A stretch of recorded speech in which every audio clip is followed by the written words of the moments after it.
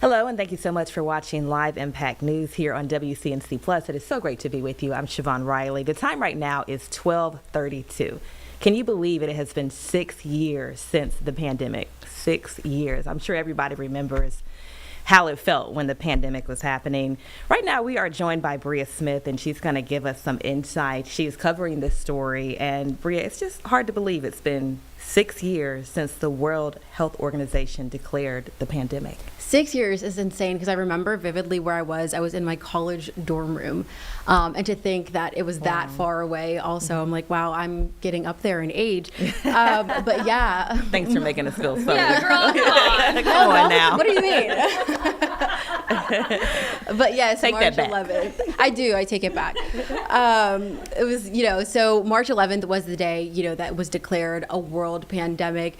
So since then, the past 6 years, there have been 7 million deaths around the world, 1.2 here in the U.S., which is a lot. I literally remember also, having to go everywhere with a mask on, and to think and see someone without a mask was kind of like a gasp, if you will. Yeah. And so it wasn't until, in doing some research, 2023, so May of 2023, that the pandemic was declared by the World Health Organization over. And so 3 years of what's happening, and people just being scared.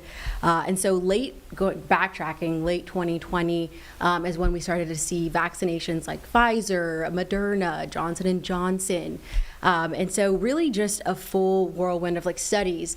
Now we're seeing different variants, over the past couple of years. So it's doctors are referring to it now as an endemic. So something like the flu-like symptoms, but there are those differences that I can remember. I've had it maybe 4 times, which is kind of embarrassing to say. Yeah, I know.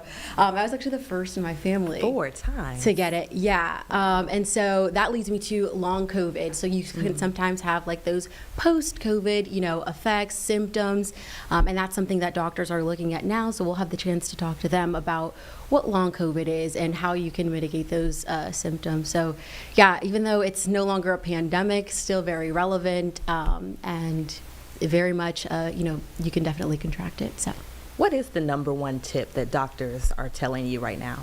Yeah, I think it's with flu-like symptoms, honestly, just making sure that you're washing your hands, staying clean as possible. If you feel symptoms, to definitely kind of isolate that thing where, we were in quarantine. So definitely just, those basic everyday cleanly symptoms, or cleanly, things that you'd want to do to kind of reduce any virus or flu-like symptoms. And so you're talking to doctors today. Yes. And anything else that they're telling you? Yeah, so I'll be speaking with them later today, but definitely just making sure that I would suggest to anyone, if you feel like you might have flu-like symptoms or COVID, to definitely contact your primary care. All right, Bria Smith, thank you so much for joining us. Absolutely. 6 years since the pandemic. Yes. Wow, it's just hard. And even here in Charlotte, we are coming up close to the 1 year, or close to the 6-year mark that it happened here in Charlotte. It was around March 3rd, somewhere around that time. So we have learned a lot from the pandemic, still a lot to learn even now. We're hearing people still saying that they're getting COVID, so still so much to learn. Anything? Absolutely. Do you remember where you were? I remember where I was. I remember I was actually out to eat with friends, and then we got the call. This is the last day you can go out to eat because you have to be in quarantine. And I was really sad about that, because I remember just being stuck in my house working from home. Right. That was tough. And especially in this business. Yeah, I was going to say, that was such a time. We got sent home. I was here. I was at WCNC. And we got, all of a sudden one day, it was like, all right, everyone's going to get a laptop. Everyone's going to get a monitor. You got to go home, and we got to figure it out. And our business, to be transparent, kind of need to be in the same place. There's a lot of buttons. There's a lot of things that everybody needs to stay in the same room. So figuring that out apart was hard. It was a struggle. Yeah. Definitely a struggle. It was. I think you really learned what you're made of during COVID. You had to adapt so quickly and use your resources. So yeah, definitely some good, I guess, in a way from it. Learn to be more independent. So. Right. You definitely learn a lot of strength, and just seeing, we learned about the things that we depend on. Our hairstylist couldn't get your hair done. The nails. Nails. My nail guy. Don't cheat on my nail guy. So it's hard. Yeah, it was a tough time. It's I was in college. I was like, I was here. I was working. I was right here. I left college, actually, and had to go home. I was right Telling here. my age. All right. Well, we made it. Yeah, We're did. here. So much to learn from the pandemic. All right, well, we're going to be back. Thank you so much, Bria Smith, for joining us and enlightening us on that story. Again, you're watching Live Impact News here on WCNC Plus. Thank you so much for joining us. We'll be right back after this break. There should be a start break button on the thing. Perfect. Wonderful. Awesome. Great job. Now let's go talk to some doctors. Yeah, good luck. Yeah, no kidding. I know, they're hard to get. I know, they're always hard. I thought people were going out. About to just come. Yeah. Also, too, I think you did a good job pausing the button, I mean, because this is another thing I got in trouble for. Not trouble, I don't know why I'm saying that. But, so, count to like 1, 2. That's like honestly longer than you think you like honestly to an uncomfortable. It's weird. Yeah. You have to hold it for like. It's so weird, but like, yeah. But apparently it cuts off. Let's do, since nothing was happening, I did or I took the weather that they did during the weekday.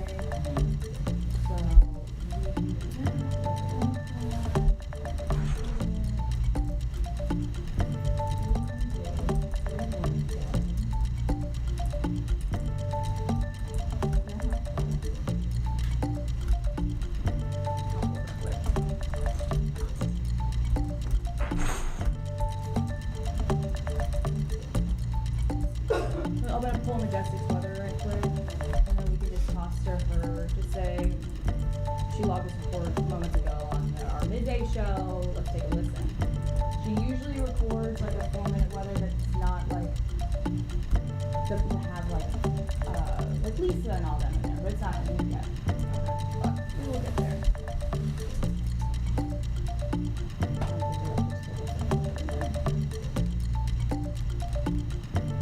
How does it feel? You're doing great. Yeah, I think Yeah. it's gonna take repetition, but it is, I love when we record this. Now I understand why there's a push, even though I'm sure there's Right. Yeah. It's helpful when you're like on the other side, right? Uh-huh. Right. It does it adds to it, especially if they can be in here, because then you get more of like, and you can do it on Zoom too, but there's something to it to be in here. But I understand like their job is to be out, so it is what it is, but when the time when they can be in here, like it is really, I think this would be fun, especially. Yeah, it really is a good time because you're like more lax. You know what I mean? Like you just chat. Also like it could be 1,000%. Yeah, you can show your personality. Yeah. All right, let's toss it over to Majestic Storm with Bella. Ready? 3, 2, 1. Welcome back to Live Impact News. You are watching WCNC Plus. Thank you so much for joining us. I'm Siobhan Riley. The time right now is 12:41, a hot day outside. Majestic Storm, she has been tracking what the weather is going to be like. She just recorded something recently. Here's what she has to say. Take a listen. Back to your WCNC weather impact forecast on this Wednesday. Beautiful day today. I know it's partly cloudy, but the changes really come tomorrow, Brittany. Yes, Lisa, that's absolutely correct. So tomorrow morning, we're going to start to track a few areas of showers and thunderstorms that will probably be wrapping up around this same time tomorrow, mainly Thursday morning between about 7 to 11 a.m. We'll talk more about impacts coming up, but one of the reasons why I am expecting that we'll see pockets of heavy rain and maybe a few gusty winds are because of how warm we are today. It is the second day in a row that we're likely breaking records by not just 1 or 2 degrees, but likely by at least 4 or 5. And then eventually, behind tomorrow's cold front, March-like weather returns. So I wouldn't say winter necessarily returns this week, but I would say that normal early spring weather returns this week. Here's the current setup. We have high pressure off the coastline, low way away from us, which is why we're not quite as breezy today. But it's this cold front right now that's rolling across portions of the deep south over the next few days. As it does so, that is what is bringing severe weather to portions of the region west of us.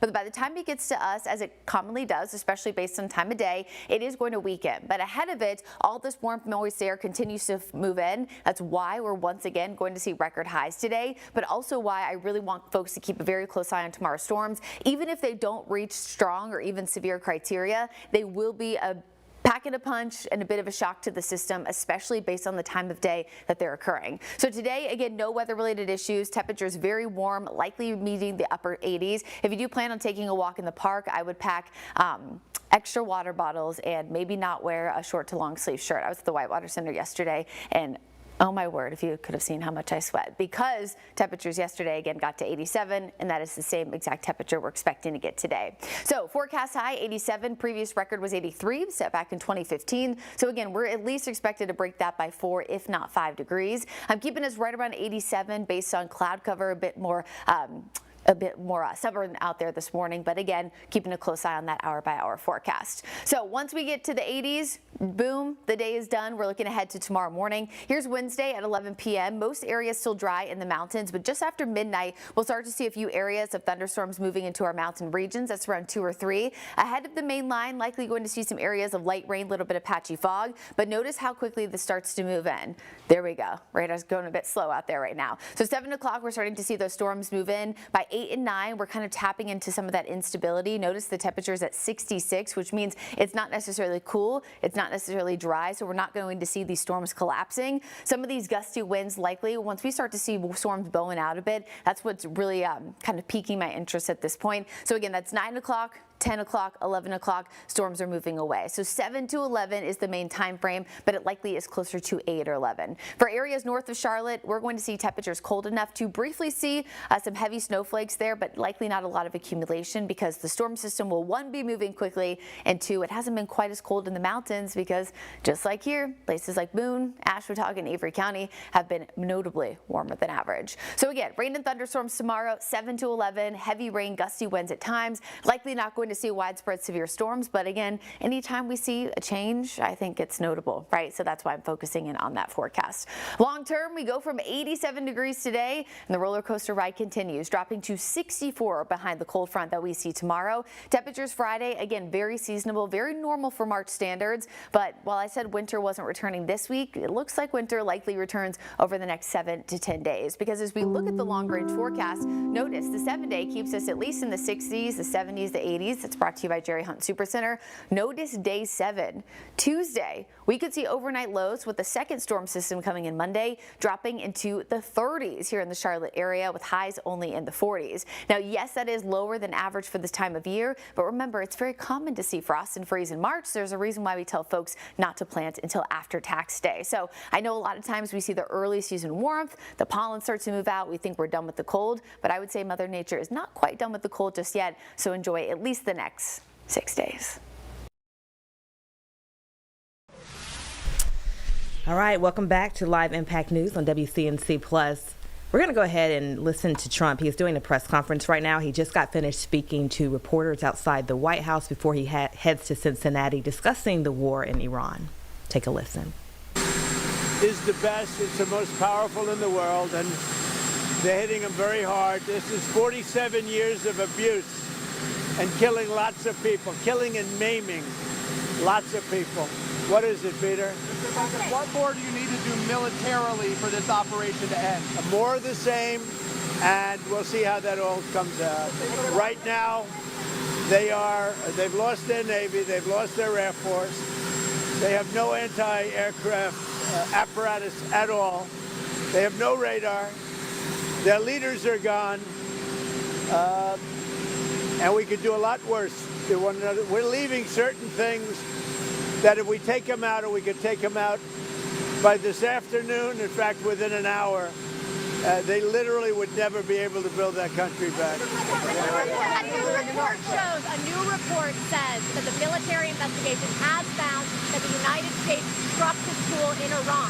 As Commander-in-Chief, do you take responsibility for that? That is what? As Commander-in-Chief, do you... For what? For the strike on the school in Iran. A new report says the military investigation has found it was the United States that struck the school. I don't know about it.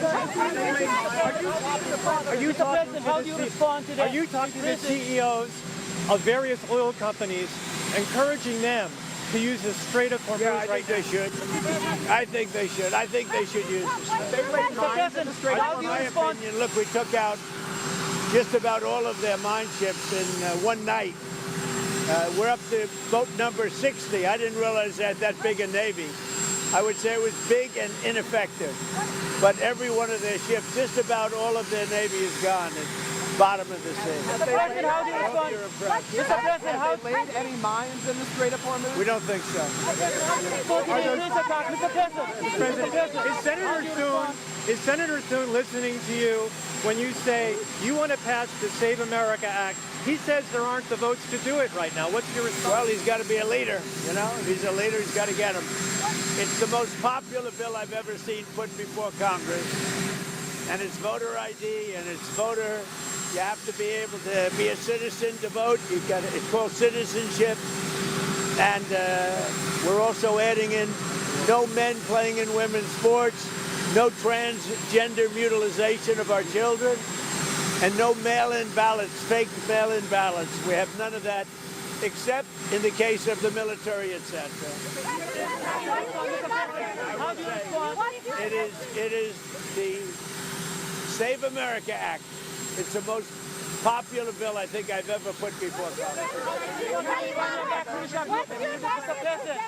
Can you declare victory in this war if the supreme leader remains the Ayatollah's son? I don't want to comment on that. I don't want to comment. But I will tell you, I just spoke with various countries, the leaders of various countries. You'll have a list. And they said they've never seen anything like it. We have, and I built it during my first term, and I used it. I didn't realize I was going to use it this much, but we have the greatest military in the world by far. Nobody close. About a domestic terrorist attack by Iran here, sir? We're not invited to the Shield of the Americas. Mexico, Brazil, and Colombia were not invited to the Shield of the Americas. Why was that? And could they come in the future to the event? I think they were invited. Maybe they didn't come. I think they were. I get along very well with all of them. In Iraqi parliament, few days, member slogan, date to America, date to Israel.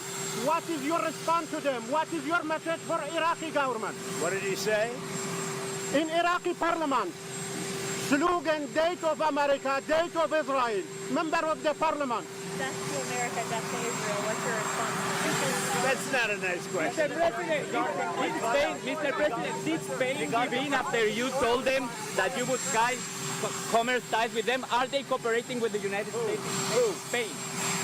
No, they're not. I think they're not cooperating at all. Spain, I think they've been very bad. Very bad. Not good at all. We may cut off trade with Spain. You guys all trade with them? I don't know what Spain's doing. They've been very bad to NATO. They get protected. They don't want to pay their fair share. And they've been that way for many years, actually. Let me give you the good news. The people of Spain are fantastic. The leadership, like you. The leadership, not so good. Lebanon is under attack, and Hezbollah is making dangers for the Lebanese, and especially the Lebanese Christians. What is your message for Lebanon? Well, we're working on it very hard. We love Lebanon. We love the people of Lebanon, and we're working very hard. We got to get rid of the Hezbollah. Has been a disaster for many years. The new oil refinery going up in Texas. The new oil refinery going up in Brownsville, Texas. What do you want Americans to know about that? About what? About the new oil refinery going up in Brownsville. Oh, it'll be great.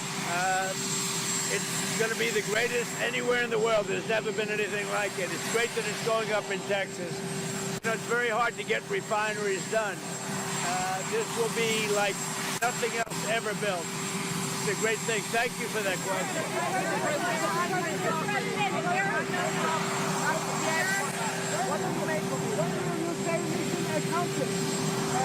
Well, look, we've knocked out their Navy. We've knocked out their Air Force. We've knocked out all of their anti-defense. We've taken out 60 mine boats, 59 mine boats. Nobody has ever seen anything like it. We have the greatest military in the world by far, not even close. No. But you know what? They've inflicted 47 years worth of damage to the world, and now they're paying a big price. Mr. President, are you willing to withdraw the U.S. from Iran, even even if they have not turned over and allowed the U.S. to seize their remaining... I'm not going to answer that, but we have hit them harder than virtually any country in history has been hit, and we're not finished yet. Arizona, why did the FBI seize records there?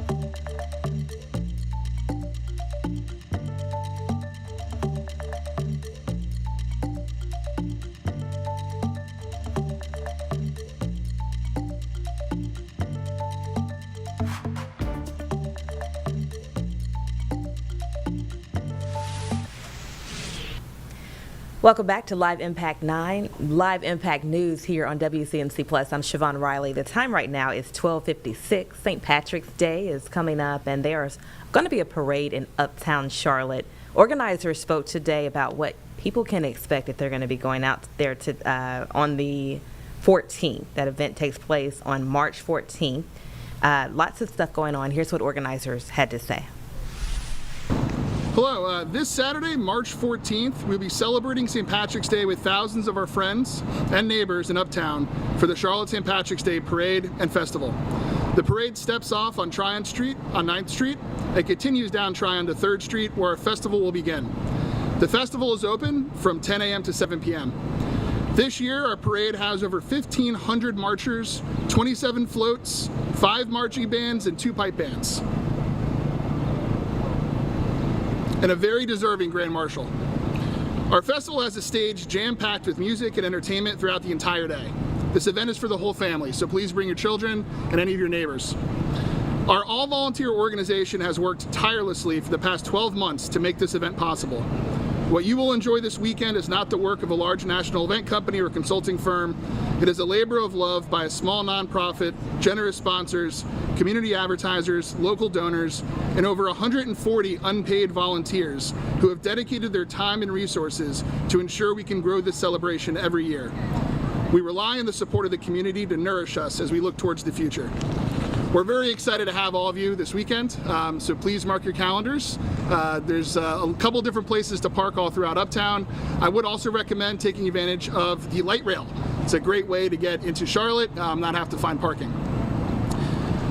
So I'm going to talk a little bit about our Grand Marshal for 2026. Sandra Connick grew up in Cork, Ireland, and began her dance journey at the age of 4 under the guidance of her mother in the Hassan School, which is probably not correctly pronounced, Hassan School in Cork. In 1992, she moved to Charlotte, North Carolina, and got straight to work, strengthening the Irish community in the region. She founded the first Irish dancing school in the state, the Connick School of Irish Dance. She also joined the Irish Society of Charlotte, acting as treasurer and board member for several years. Over the years, Sandra's students have achieved success both nationally and internationally in solo and team competitions. Teaching countless children and watching them grow into adults has been a great pleasure for Sandra, and Irish dancing has allowed her to build lasting friendships around the world. Sandra is a fully accredited Irish dance teacher and adjudicator, registered with the Irish Dancing Commission in Dublin, Ireland, where she previously also served as treasurer. She currently serves as chairperson of the organization, the oldest and largest governing body for competitive Irish step dancing in the world. For more than 90 years, it has set the global standard for Irish dance. Sandra is also an active member of the Southern Region branch of the Irish Dancing Teachers Association of North America, and has previously served as vice president and treasurer for both the national organization and the Southern Region. Outside of the dance studio, Charlotte Mecklenburg Schools has utilized Sandra's teaching expertise in programs designed to incorporate cultural enrichment into the middle school curriculum. She has also worked extensively with the Roman Catholic Diocese of Charlotte Catholic Schools and served as lecturer on Irish dance at the University of North Carolina at Charlotte. On behalf of the Charlotte St. Patrick's Day Committee, it is my honor to introduce the 2026 Charlotte St. Patrick's Day Grand Marshal, Sandra Connick.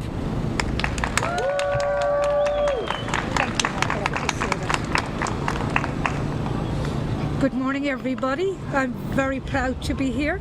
I am very honored to be chosen as the Grand Marshal, and I've been here in Charlotte since the very original parade.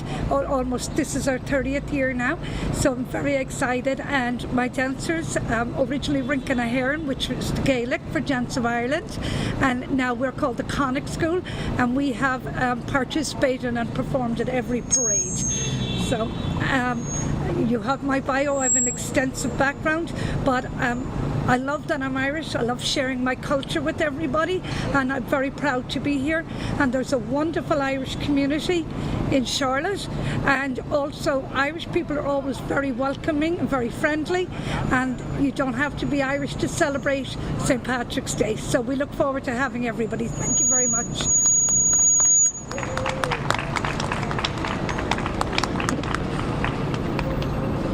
Thank you guys very much. Why don't you guys come in here? We got a few questions for you.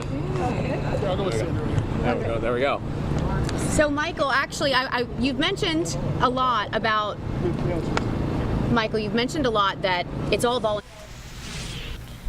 Welcome back to Live Impact News on WCNC Plus. I'm Siobhan Riley. You just got finished hearing about the Charlotte St. Patrick's Parade, which is taking place March 14th. That parade starts at 11 o'clock, and then there's going to be a festival starting. It's from 10 to 7. To learn more about the parade, you can always get that information on our website at WCNC.com.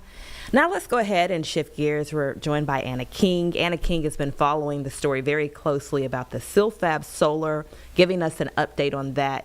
As you recall, last week there were 2 incidents at the plant. A lot of people were upset. A lot of parents said they were not happy about that plant even being in the community because it's half a mile from an elementary school, from Flint Hill Elementary School in the area.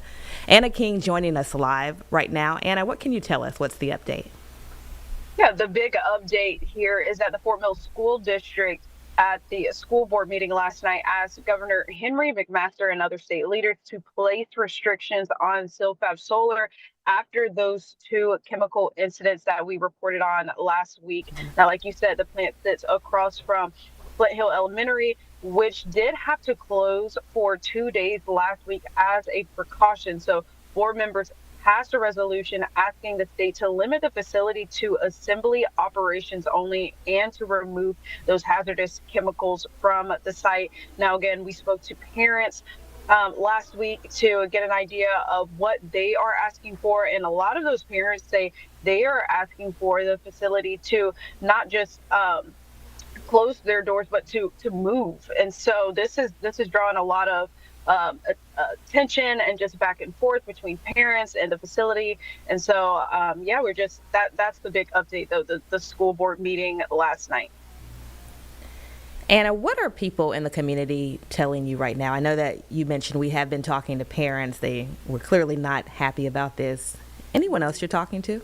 Any other parents?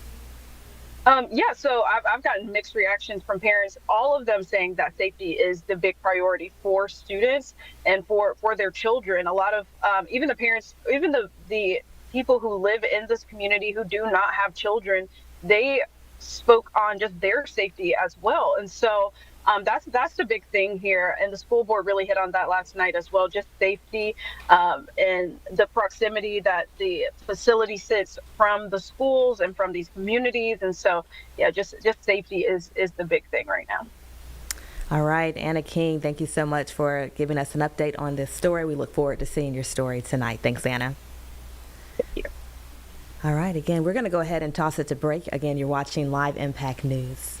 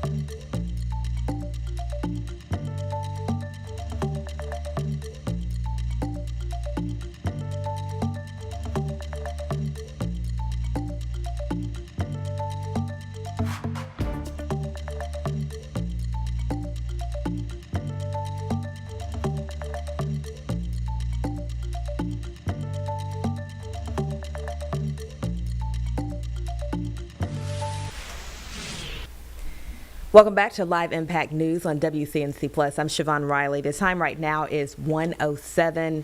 Right now, South Carolina officials, health leaders, they are giving an update on the measles. Let's go ahead and take a listen to that press conference. Illness. How would that actually work? Because not all of these fevers are reported to DPH. Suspect measles cases are required to be reported to DPH. So if someone presents with a fever and a rash and other factors in the clinical presentation suggest measles, those are reported to us. And as measles cases decline, we hope to rule out more and more of those as being associated with measles. That's what we mean by enhanced surveillance. We make sure that providers are aware that we still need to keep a careful eye on any clinical presentations that could look like measles so that we can evaluate those, get them tested, or find out if they have epidemiologic links to known sources of exposure and either rule them in or rule them out. Thank you. Emily? Hi, yes. Thanks, Dr. Bell, for doing this. I was just wondering, I know you have expressed some concern with schools letting out for spring break about there, being another increase in cases, but are you fairly encouraged at this point now that many weeks have gone past and you've reported, 10 cases or fewer, that this outbreak is slowing down? Yes, we hope that we're in a much better position than we were with the risk of exposures prior to the Christmas holidays because we had more cases circulating in the community at that time. And I think the social events and things like that associated with the Christmas holidays, church services and things like that are actually quite different from what we will see in spring break. So we're hopeful that we won't see anything that is similar to what happened prior to the Christmas holidays and during the Christmas holidays. But nonetheless, we still have to be vigilant about preventing that potential scenario. And are you able to provide an update on vaccine uptake? I think back in January you said that was the most vaccines that you had seen, or the biggest increase you had seen in MMR vaccine uptake. Yeah, so we've been doing the month-to-month comparison for each month as compared to the same month in 2025. We provided updated information at the end of February. And so, and we also had, also showed a continued increase in uptake in Spartanburg County, in the upstate and statewide as well. And the next time that we'll be doing that analysis will be a comparison of the uptake in March of 2026 to March of 2025. Got it. Thank you very much. And Emily, if you reach out to our media mailbox, I can share those numbers with you. And that goes for anyone else interested in that data. Thank you. All right. And B? Yes, thank you. I'm here with Latino News Network. I'm wondering, Dr. Bell, if you're seeing any particular impact of this outbreak in different population groups across the state. So the outbreak has been focused in the Spartanburg County. We've had a small number of cases anywhere else in the state, and most of them have actually been linked to some exposure in Spartanburg County. So we continue to recognize that this outbreak is really focused in a small and relatively close-knit community in Spartanburg, and fortunately no significant impacts in other population groups or spread outside of Spartanburg County. Thank you. Thank you. And Allison? Sorry, problems getting the mic unmuted. Dr. Bell, can you elaborate a little bit on the kinds of contacts the department has had with schools about having a point of contact? Should contact tracing need to be done over the spring break? Can you share a little bit about what is the request that has been made of schools and what kind of response the department has received so far?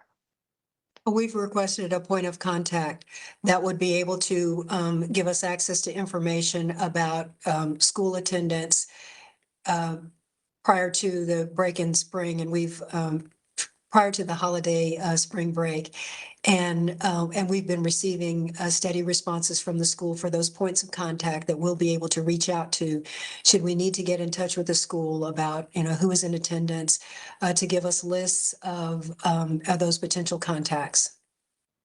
Thank you. And I'm not seeing any other hands. So with that, I think we will wrap things up. We appreciate everyone's attendance. If you have any other questions that come up later today or later this week, you're always welcome to reach us at media@dph.sc.gov, and we'll be happy to respond there. Dr. Bell, thank you for your time, and thanks everyone for attending. Thank you, everyone. Thanks, Dr. Bell. All right, we just got a quick update from South Carolina officials about the measles outbreak. We're going to go ahead and take a quick break.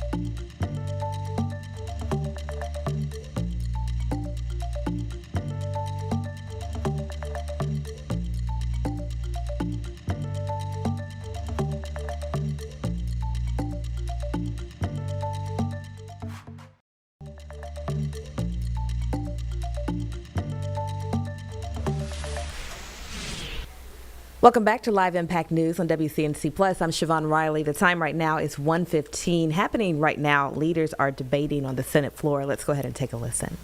In that agency, so there's no question that the men and women who work with TSA at the airports are going to be paid on time. The Coast Guard will be paid on time, and the other agencies that are other separate and apart will also be paid on time. She made this offer on page S870, and there was an objection. Under the rules of the Senate, it just takes one senator to object.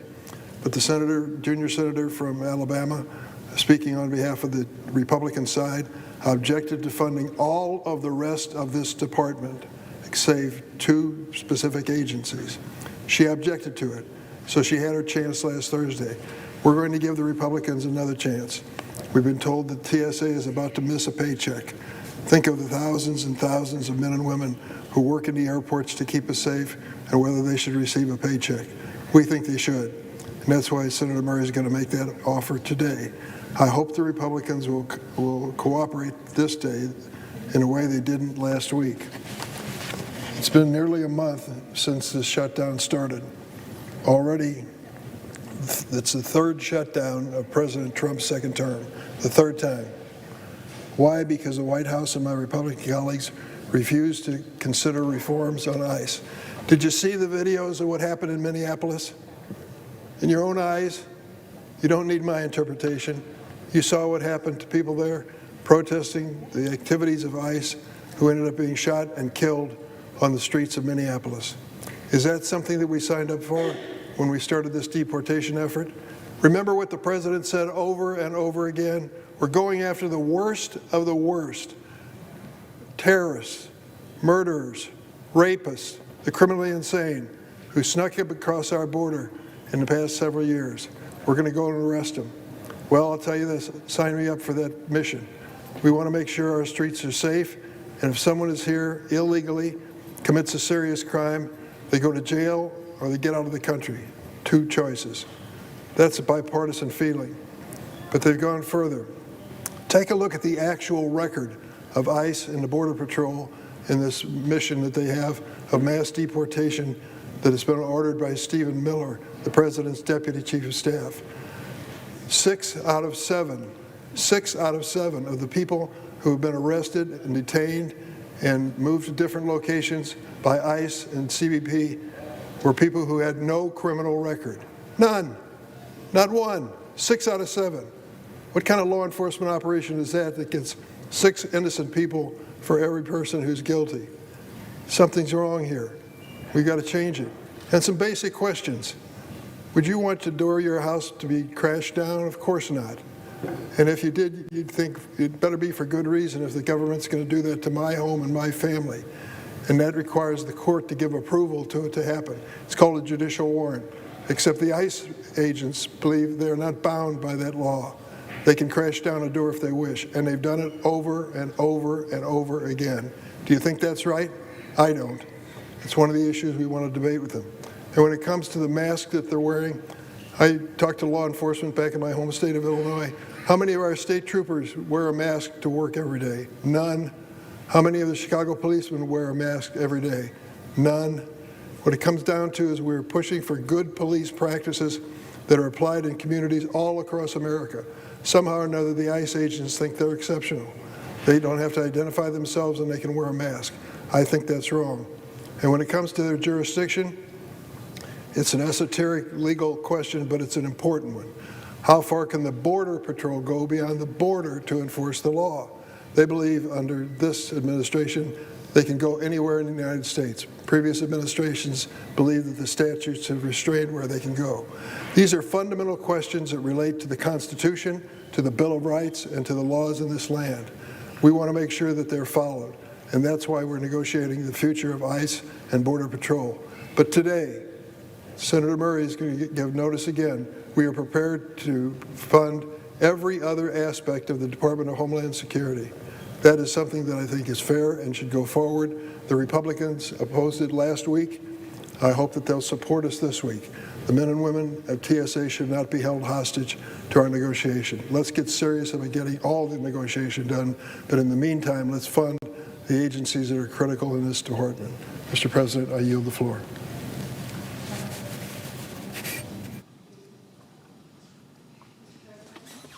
Senator Washington. Thank you, Mr. President. Mr. President, right now, TSA agents are going without pay because Republicans and the White House have decided they would rather shut down all of DHS than pass some very basic reforms to rein in ICE and Border Patrol.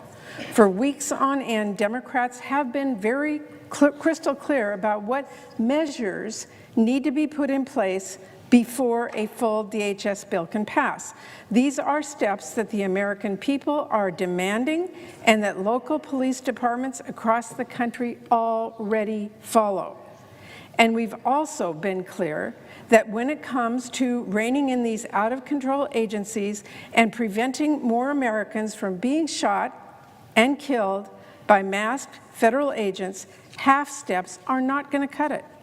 But Republicans are acting like they have no idea what the problem is or what Democrats and what the American people are demanding here. And now Republicans are not only dragging their feet on the basic reforms, they are refusing to fund TSA and FEMA and other important DHS functions while these negotiations continue. Now, Mr. President, in my view, that's just plain wrong. If Republicans are going to drag their feet on common sense reforms to protect their own constituents from having their door broken in by masked federal agents without so much as a warrant, then they should, at a minimum, work with us to make sure that TSA is funded. At minimum, we should make sure that disaster relief is not put at risk and that our cyber defense agency is fully operational. I offered a bill to get this done to fund all of DHS except ICE, Border Patrol, and former Secretary Noem's office. But last week, after spending the entire week talking about how important these parts of DHS are, Senate Republicans blocked that bill. But I'm here today to give Republicans another opportunity to do the right thing and ask my Republican colleagues to put politics aside for a moment, work with us to get TSA and FEMA funded now, and press ahead to rein in ICE and Border Patrol. Mr. President, my colleagues know me. They know I will talk to anyone who is serious about getting results. But the problem right now, the reason we are here at an impasse is not because Democrats don't want a deal. That's ridiculous. It is not because we aren't willing to talk. I've been talking to my colleagues across the aisle all week. The problem is that Republicans are still refusing to agree to basic measures that we need to protect Americans' basic rights and their safety, the same measures we have been demanding for weeks as part of these negotiations. Look, this just isn't complicated. Democrats' position here is simple. We want reforms to rein in ICE and Border Patrol. We also want TSA and FEMA funded, but we are not going to be blackmailed into cutting a blank check for ICE to get it done. So I hope Republicans stop listening to Stephen Miller and start getting serious about reform, or at the very least stop blocking the funding for TSA and FEMA and Coast Guard and more while these negotiations on ICE and Border Patrol continue. So, Mr. President, notwithstanding Rule 22, I ask unanimous consent the Senate proceed to the immediate consideration of my bill, which is at the desk, that the bill be considered read 3 times and passed, and the motion to reconsider be considered made and laid upon the table. Majority Leader. Mr. President, reserving the right to object, I just heard the senator from Washington suggest that they're willing to sit down and talk with anybody at any time. But my understanding is there have been repeated overtures to the senator from Washington and other Senate Democrats from Republicans and the White House that have been rebuffed. Would the senator like to clarify her position on that? Because that's my understanding, and I think that that offer has been made repeatedly. To the Majority Leader, thank you for asking that question, because I think it is really clear what's happened here. As the senator knows, during negotiations over the Christmas break, when everybody else was out doing what they do, we did negotiate the Senate DHS bill with our House counterparts, repeatedly asked for some things, and were rebuffed every single time, overridden by the White House. So I am here today to remind everybody that you, Mr. Leader, that the leader spoke to all of us when we came to a disagreement on DHS and ICE funding, that the leader himself said that this negotiation was between the Democratic leaders, that would be Senator Schumer and Senator Jeffries, and the White House. So I appreciate talking to my colleagues. I have talked to a number of them about what they might or might not be willing to, but having my experience here, and I would guess the experience of a number of my colleagues, until we know that the White House is actually really, and not just a representative, but is really at the table, which is what I believe the Majority Leader asked for. Those are not real negotiations. I am willing to talk to people, but I'm not willing to sit in a room, have coffee, give away a few things, and have Stephen Miller override whatever we all agreed to in a room until I have that commitment. I'm certain that I speak for our Majority Leader as well, and for for Leader Jeffries, that we need to know the White House is serious. It is what I've told my Republican colleagues every step of the way. When we have that, and we have the White House who seriously says to us, we believe there is a problem, we understand that, we do want to sit down at the highest levels, we'll all be there for that. Mr. President, reclaiming my time, the situation to which I think the senator from Washington is referring is how we landed at the agreement on the DHS bill that we've been trying to vote on. Subsequently, Democrats walked away from that agreement. It was the White House, it was House Democrats, it was Senate Democrats, it was House Republicans, and it was Senate Republicans, all negotiated the original deal. The Democrats have more recently said that's not adequate. And so, subsequent to that acknowledgement by the Democrats, there have been several now occasions where Republicans have offered to sit down and talk with Democrats, and there have been offers from the White House. And just to be clear, the latest offer between Senate Democrats and the White House, which is where the senator from Washington is suggesting this should this should reside has come from the White House. I think it was somewhere on the order of about 12 or 13 days ago now. 13 days ago. And there's been no response from the Democrats to that latest offer. And subsequent to that, my colleague, Senator from Alabama, and others have tried, by approaching the senator from Washington and other members of the Democrat caucus and leadership, to actually sit down and have a conversation about a path forward. And usually around here, in order to get a deal, there has to be a negotiation where the two sides sit down together. And my understanding is that has been completely rebuffed by the senator from Washington. And so we are here today, and we are trying to close a deal that would enable us to fund all the agencies that the Democrats say they want funded with reforms to ICE. And I've seen the offer sheet from the White House, and they have gone a lot farther than any Democrat I think was even possible. And so we have a situation here, Mr. President, where one side is trying to get a deal to open up the government, to get people back to work, to fund the programs and functions that are important to the national security of our country. And we have one side that's saying, we're not going to sit down and talk. Wrong. I don't know how you defend that, honestly. Wrong. I mean, this is a one-sided negotiation in which the White House has put forward a proposal. Senate Republicans have said repeatedly, we are prepared to sit down and talk with Senate Democrats, and Senate Democrats, and my understanding is the senator from Washington has said, sorry, we're not ready to talk. We have a lot of people who are unemployed, a lot of programs that aren't being funded, a lot of functions that aren't being performed, and Mr. President, they're important to our country's national security. Mr. President. Now, one other thing, Mr. President, I'm reclaiming my time. Mr. President, this was actually my time. Reclaiming my time. No, it's reserving the right to object. The other thing that has been offered repeatedly is a continuing resolution Mr. President, that would allow a regular sufficient order. amount of time Mr. President, to ask for debate regular this until we order. actually get The regular order is unanimous request. Is there objection? Reserving the right to object. Senator of Alabama. Mr. President, I think you've seen the leader lay out exactly what's happening here. We have political games being played by our Democratic colleagues instead of putting the people of this nation first. Mr. President, what we've just seen put forth by the senator from Washington would effectively defund our law enforcement officers that are charged with keeping Americans safe. Look, we're not going back to the era of defund police. We're not doing it.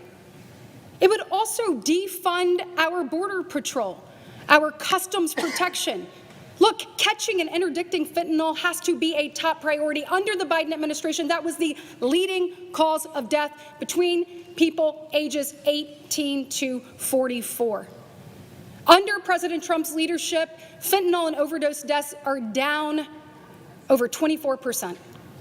We're not going to go backwards.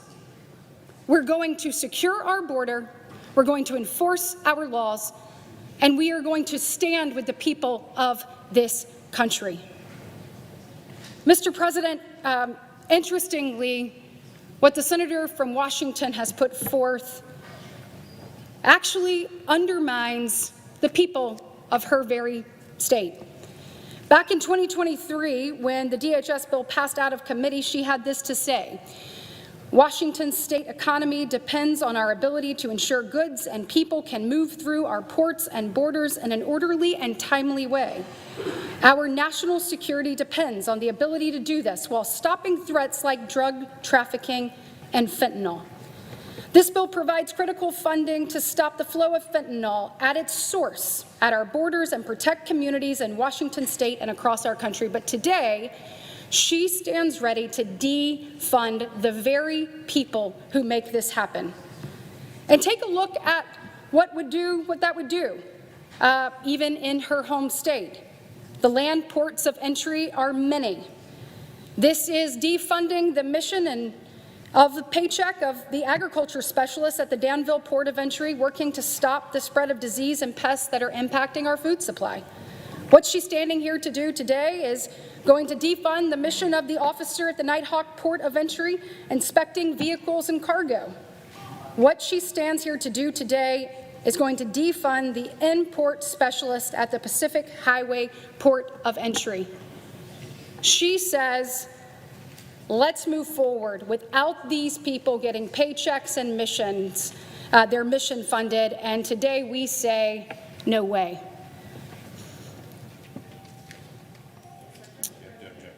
Washington, Senator Washington is recognized. Regular order. Go ahead.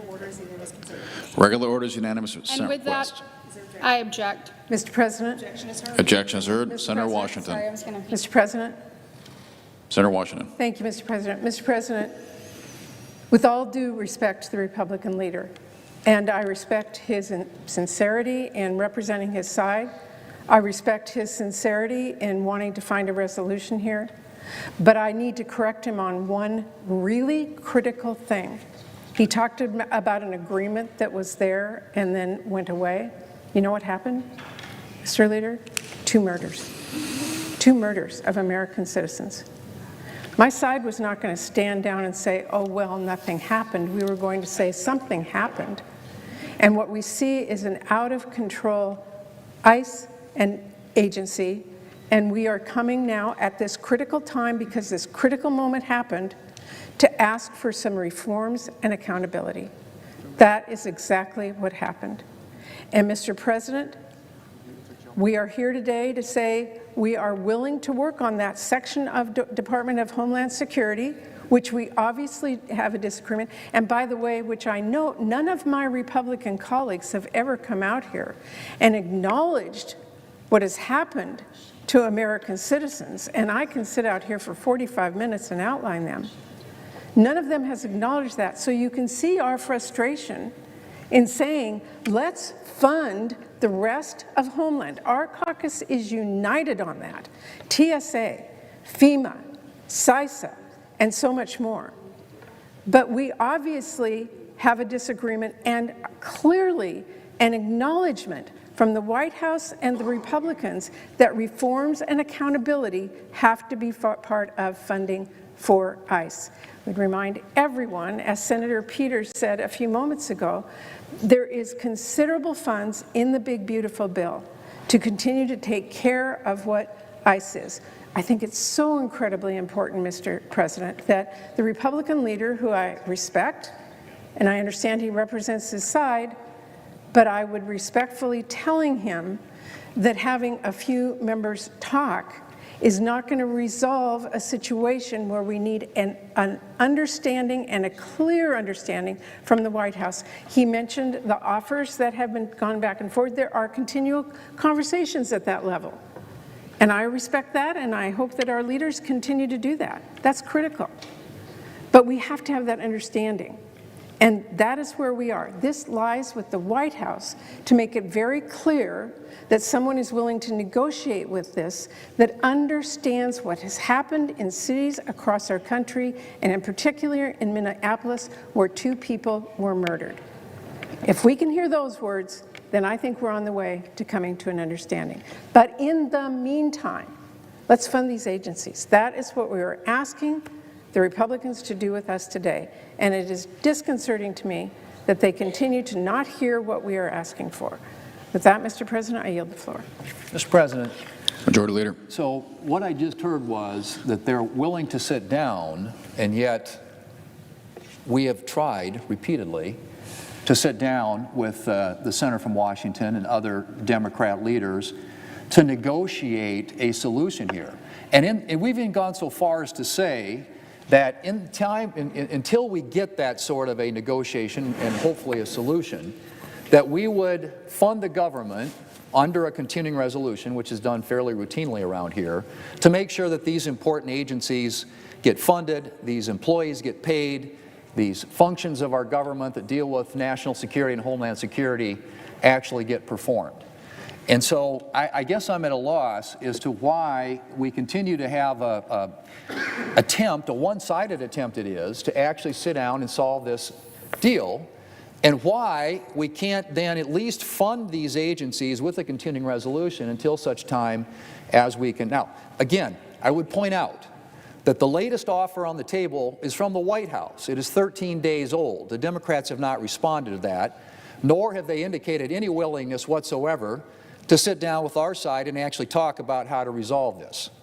So you have two things here. You have a White House offer and a willingness by the White House to sit down and talk, an offer on paper with significant changes in the direction that the senator from Washington and others are asking for, and yet we are just being rebuffed at every turn, even to have a discussion or conversation. Honestly, I don't know how you get a deal without a negotiation, and to have a negotiation, you have to have two sides at the table.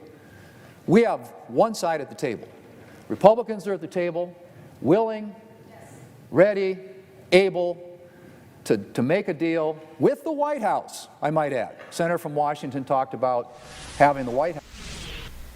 Welcome back to Live Impact News on WCNC Plus. I'm Siobhan Riley. The time right now is 1:38. We just got finished hearing from U.S. leaders debating on the Senate floor. We're going to go ahead and take a break. We'll be right back. Stay with us.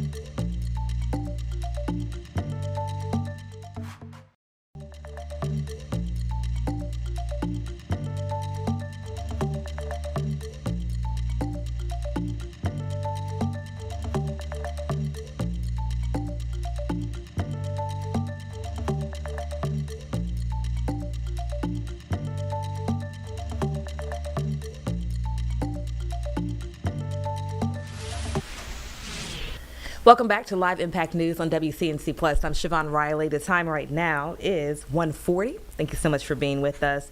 Julie Kay is joining us right now. She's going to talk about a data center.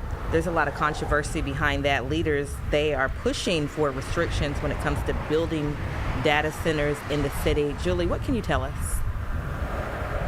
Yeah, Siobhan, really controversial is the word for pretty much any data center that's gone in our region. We've covered so many at this point, but this one is unique because we're in East Charlotte right now. This is in city limits. It is obviously controversial for that reason, but to my left is just a bunch of single-family residential homes. And so there's concerns about not just how big this is going to be in an area that is not currently zoned for it, but also what does that do to water usage and our power grid here in Charlotte. So I spoke with Dimple Ejmira. Councilwoman Ejmira said that she thinks there needs to be restrictions in place and that council will need to maybe make some policy changes before any sort of data center were to come into city limits. That might include requirements for cooling technologies so that the centers do not heat up too much. It might also include more innovative technologies to make sure it's not impacting residents as much. But the big concern isn't just the water or the energy, but making sure residents don't have to foot the bill for a big expansion like this. Now, As I've said, there's still a rezoning petition that still needs to go through council before it's approved. But that is what council members are saying, is this is the time to have that conversation before things are approved and before rezoning takes place, because after that happens, there really isn't much anyone can do. And so this does not currently have a date for a public hearing or to be in front of council. So we do have some time, but a lot of discussions in the future, and I expect that we'll see some policy changes maybe as we see an increase of data centers in our region. Siobhan. All right, Julie, thank you so much for that. Thanks for keeping us updated. Thank you, Julie. We're going to go ahead and go to break. We'll be right back.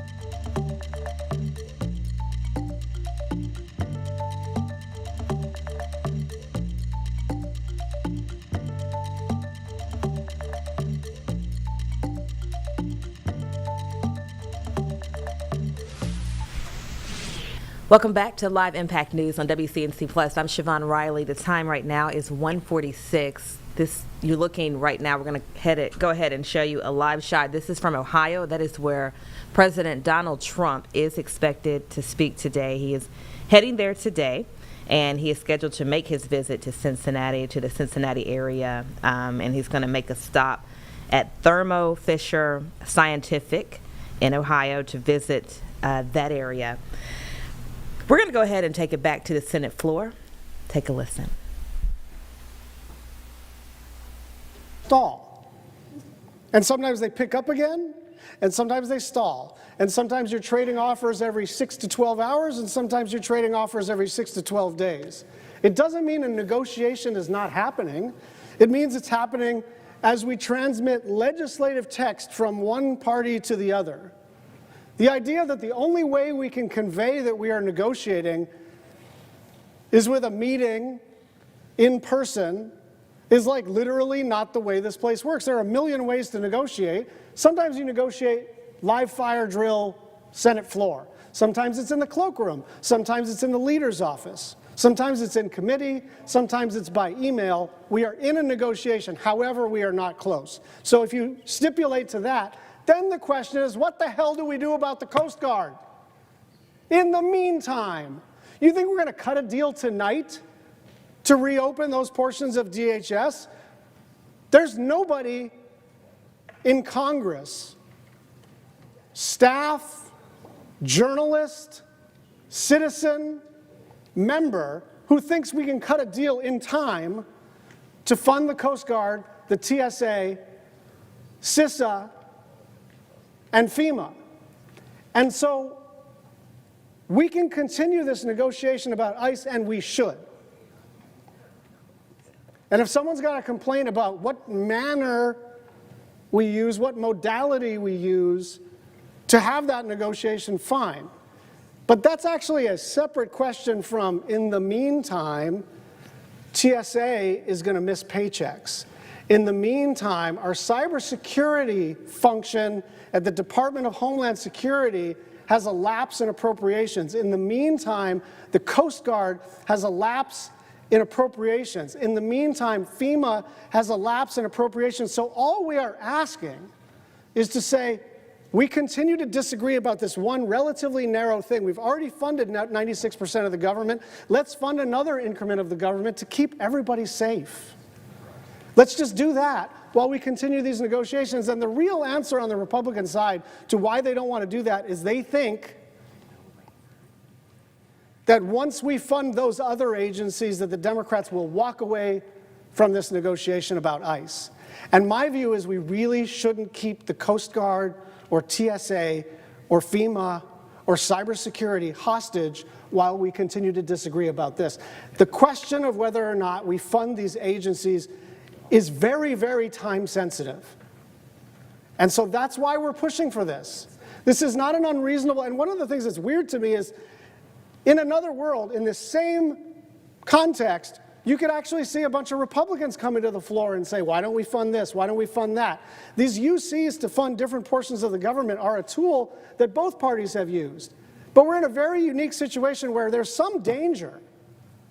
And so I would just like to understand the leader's thought process, and the senator from Alabama and the chairman of the Ethics Committee. Why in the world wouldn't we just fund the stuff that we all want to get funded and then keep arguing about the thing that we're arguing about? Which is precisely what the senator from Alabama is going to attempt to do here momentarily. And what she's going to suggest is that we fund the government under a continuing resolution to allow additional time to negotiate.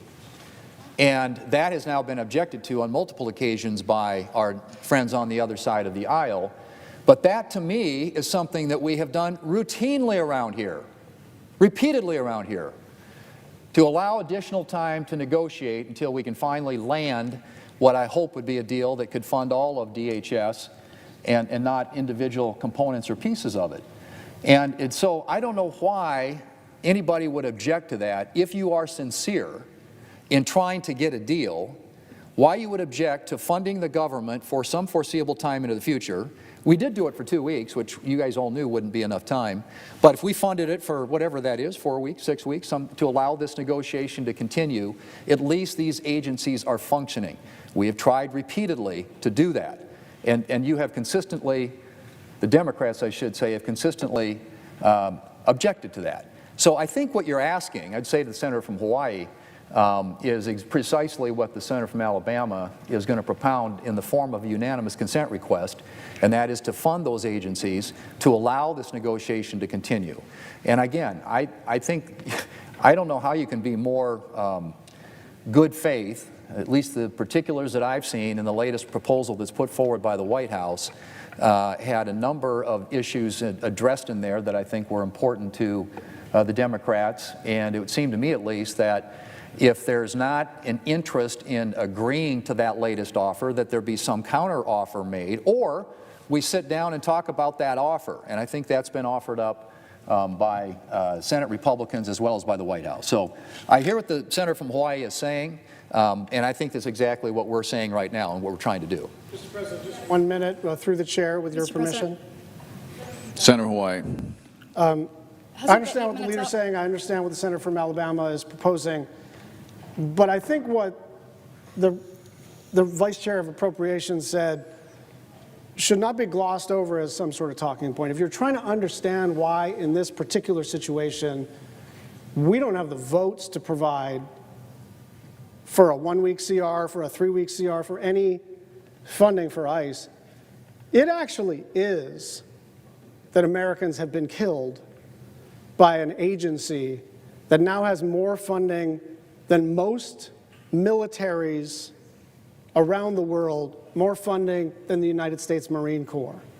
And you may think this is some issue that we think we're going to turn to our political advantage, but I promise you, when we saw Renee Good and Alex Preddy killed, this became an issue that was beyond politics. And there are a lot of us who are not going to provide resources to this agency that is acting in such a way that makes citizens of the United States so unsafe. I yield the floor. Senator of Oklahoma. Thank you. I appreciate the colloquy and the dialogue here on this issue, because this is an important issue. We got to break through this logjam.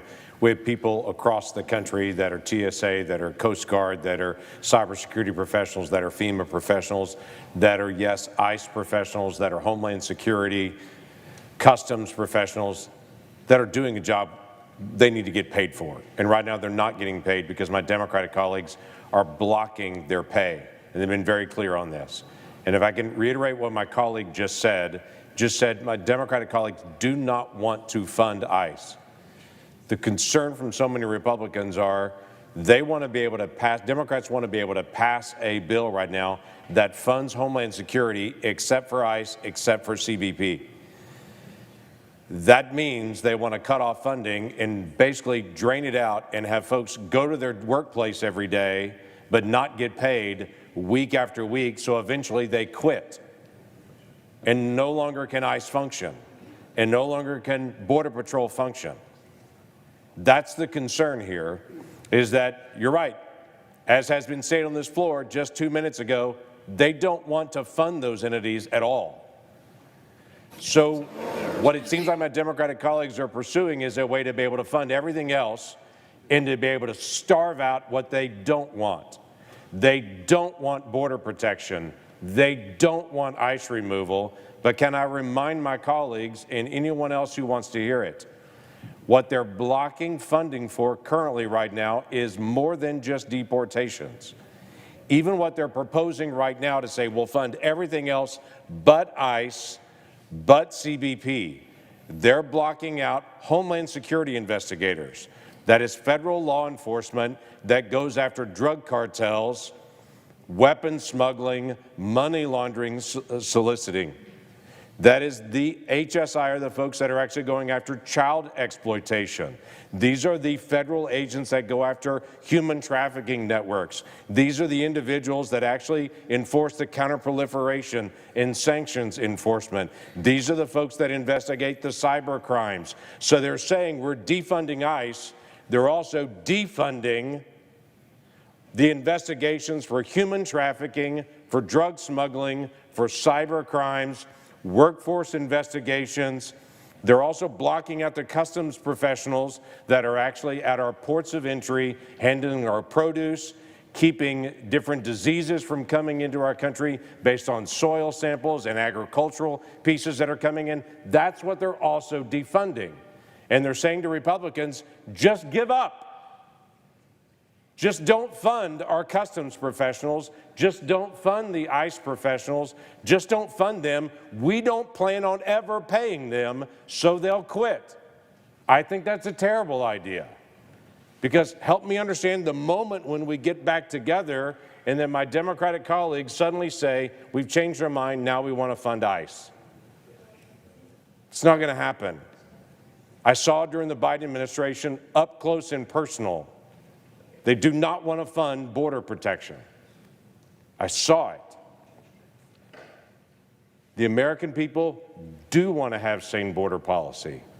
We do want to have sane enforcement. Now, just to do a little history in here, 13 days ago, the White House sent over a proposal, and it wasn't just a secret.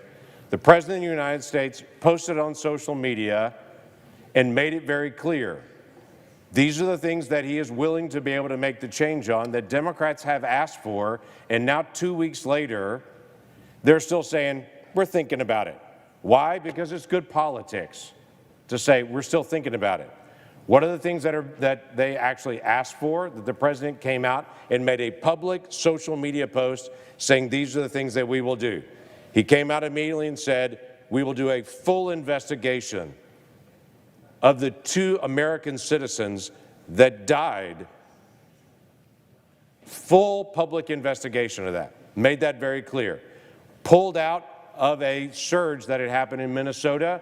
The president said under good faith, we're going to pull out entirely from that. The president then said, we're going to do body-worn cameras, make sure that they're all required. That's what Democrats were asking for. The president's already agreed to on that. Has already sent a dollar amount over with the requirement on that. The president already came out and publicly made a statement where Democrats said, we want identification on every federal agent. The president came out and said, I will agree to putting identification on every single agent. That's all been agreed to. There was also a statement made by Democrats that they would not, ICE agents would not go into what they call, quote unquote, sensitive sites to do arrest. The president already came out and said, we're not going to go into sensitive sites except for one. One of the demands that was made was ICE could not go into a polling place. Of all things, help me understand why someone illegally present should be in a polling place. But Democrats demanded that ICE agents not go into polling places, which, by the way, is why we want to bring the Save America Act up next week. The president said, no, I won't agree on a polling place because someone not legally present shouldn't be there in the first place.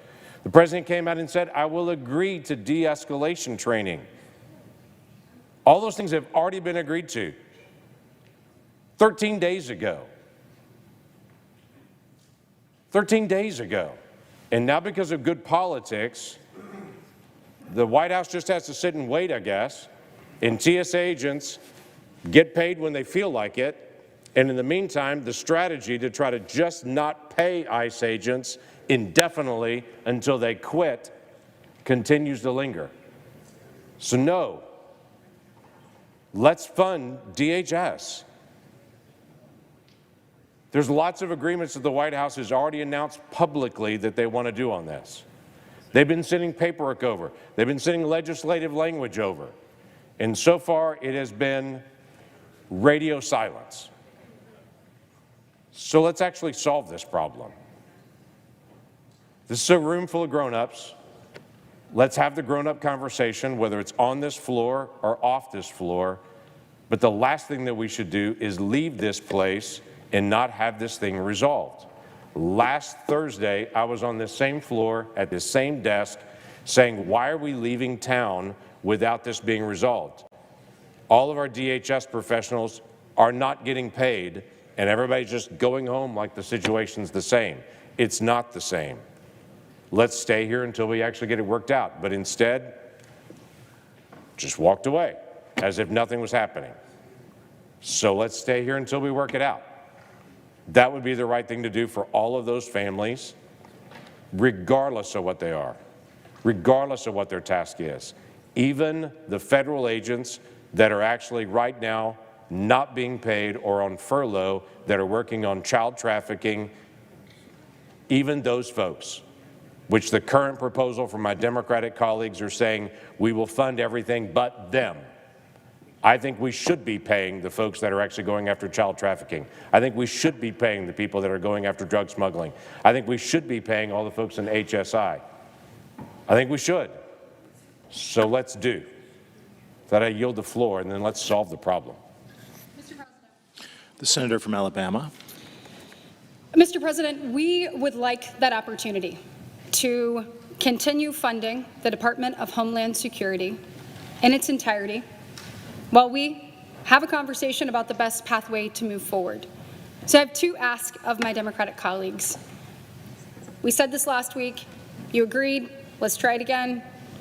Let's sit down and figure out what is that pathway forward. We can't move the needle on anything without having a conversation. So let's do it. And let's fund this important agency, whose job it is to keep Americans safe. Look, we do really important work in every one of our states, whether it's the Coast Guard, TSA, Secret Service, CBP, ICE, FEMA, and more. It's incumbent upon each and every one of us to figure out a pathway forward. We've heard more from our Democratic colleagues today on the floor than we have heard in the last 48 days. The last offer went back over to Democrats 13 days ago. 13 days ago. In that interim time period, we have asked to get together with Democrats, Republicans in the White House to talk about what is a pathway forward. Not only have we not received anything back, we also have not had that opportunity. Look, the people who sent us here expect more. They expect us to have tough conversations. They expect us to figure out a pathway forward, and that's exactly what we're trying to do today. We want to fund the Department of Homeland Security. Republicans are offering a 2-week continuing resolution to do just that. Welcome back to Live Impact News on WCNC Plus. I'm Siobhan Riley. The time right now is 2:03. We just got finished hearing from U.S. leaders debating on the Senate floor. Now let's go ahead and shift gears to Jessie Pierre. She's been following this story very closely, and this is about a missing 16-year-old girl from North Carolina who was found during a traffic stop in Florida on Monday. We told you about that this week, and it led to the arrest of a 37-year-old man. Jessie Pierre joining us right now. Jessie, what can you tell us about this? Well, that 37-year-old man was identified as Joshua McGrath. He was arrested in Putnam County, Florida, and this was started out as a routine stop speeding, and the deputy who stopped them asked who this teen was that was in the car or how they were doing, if she had ID and so forth. And the first thing Joshua mentioned was that that's his cousin. Later on, when the deputy tried to check her name and number, the names that she gave to him did not match up or come up in the system. And so there was some, false information that was given to deputies, and eventually he did get her name and was able to connect her to a missing case out here in Gastonia. She was actually reported missing last month in February 16, I believe, and I did reach back out to Putnam County, Florida, to find out, where things were as far as her being reunited back with her family, and they can confirm that she has been reunited back with her family, and so that is a good ending here. And when you read the comments too, all of the comments are that same feeling of like, this was probably what saved her life. We don't know what the two's relationship was or anything like that, but even during the interaction with deputies and the man, Joshua McGrath, they say, first you said cousin, now you're saying that's your friend. What does a 37-year-old man want to do as far as being a friend to a 16-year-old, right?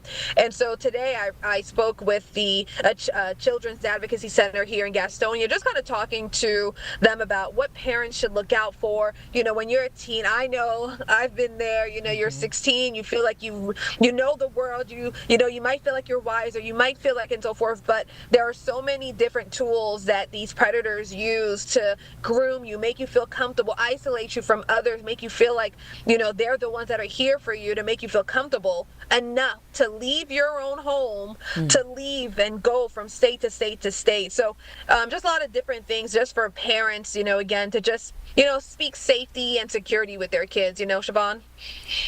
Jessie, what are some of the tips that they're sharing with parents? Well, one of the things they mentioned is, one, watch out for, know your child, right? Know for any change of behavior, if they are being very secretive, if they're kind of changing or their habits are changing, food, sleep, things like that, their grades are changing. Also, if they're spending a lot of time on the internet, on their phones, away from everybody else, because these are the tools that, predators are using, it's social media, it's gaming apps, it's internet. So know what your child is on, how they're using it, and if you need to put limits and restrictions, those might be important too. But the main thing is having conversations about inappropriate relationships and what's a healthy relationships early with your child, right? Once you build that rapport with your child, you're always in connection. It won't be so hard for them to tell you, hey, I met a man who's da-da-da, and you can have that conversation. So open communication early on is also going to be very important in this. Siobhan. Jesse, those tips could save so many lives. Thank you so much for being with us. It's so hard to think about a 37-year-old man and a 16-year-old girl. That's just devastating for so many families tonight. Thank you so much for that information, Jesse. Absolutely. Thank you. We're going to go ahead and go to break. Again, you're watching Live Impact News on WCNC Plus. We'll be right back.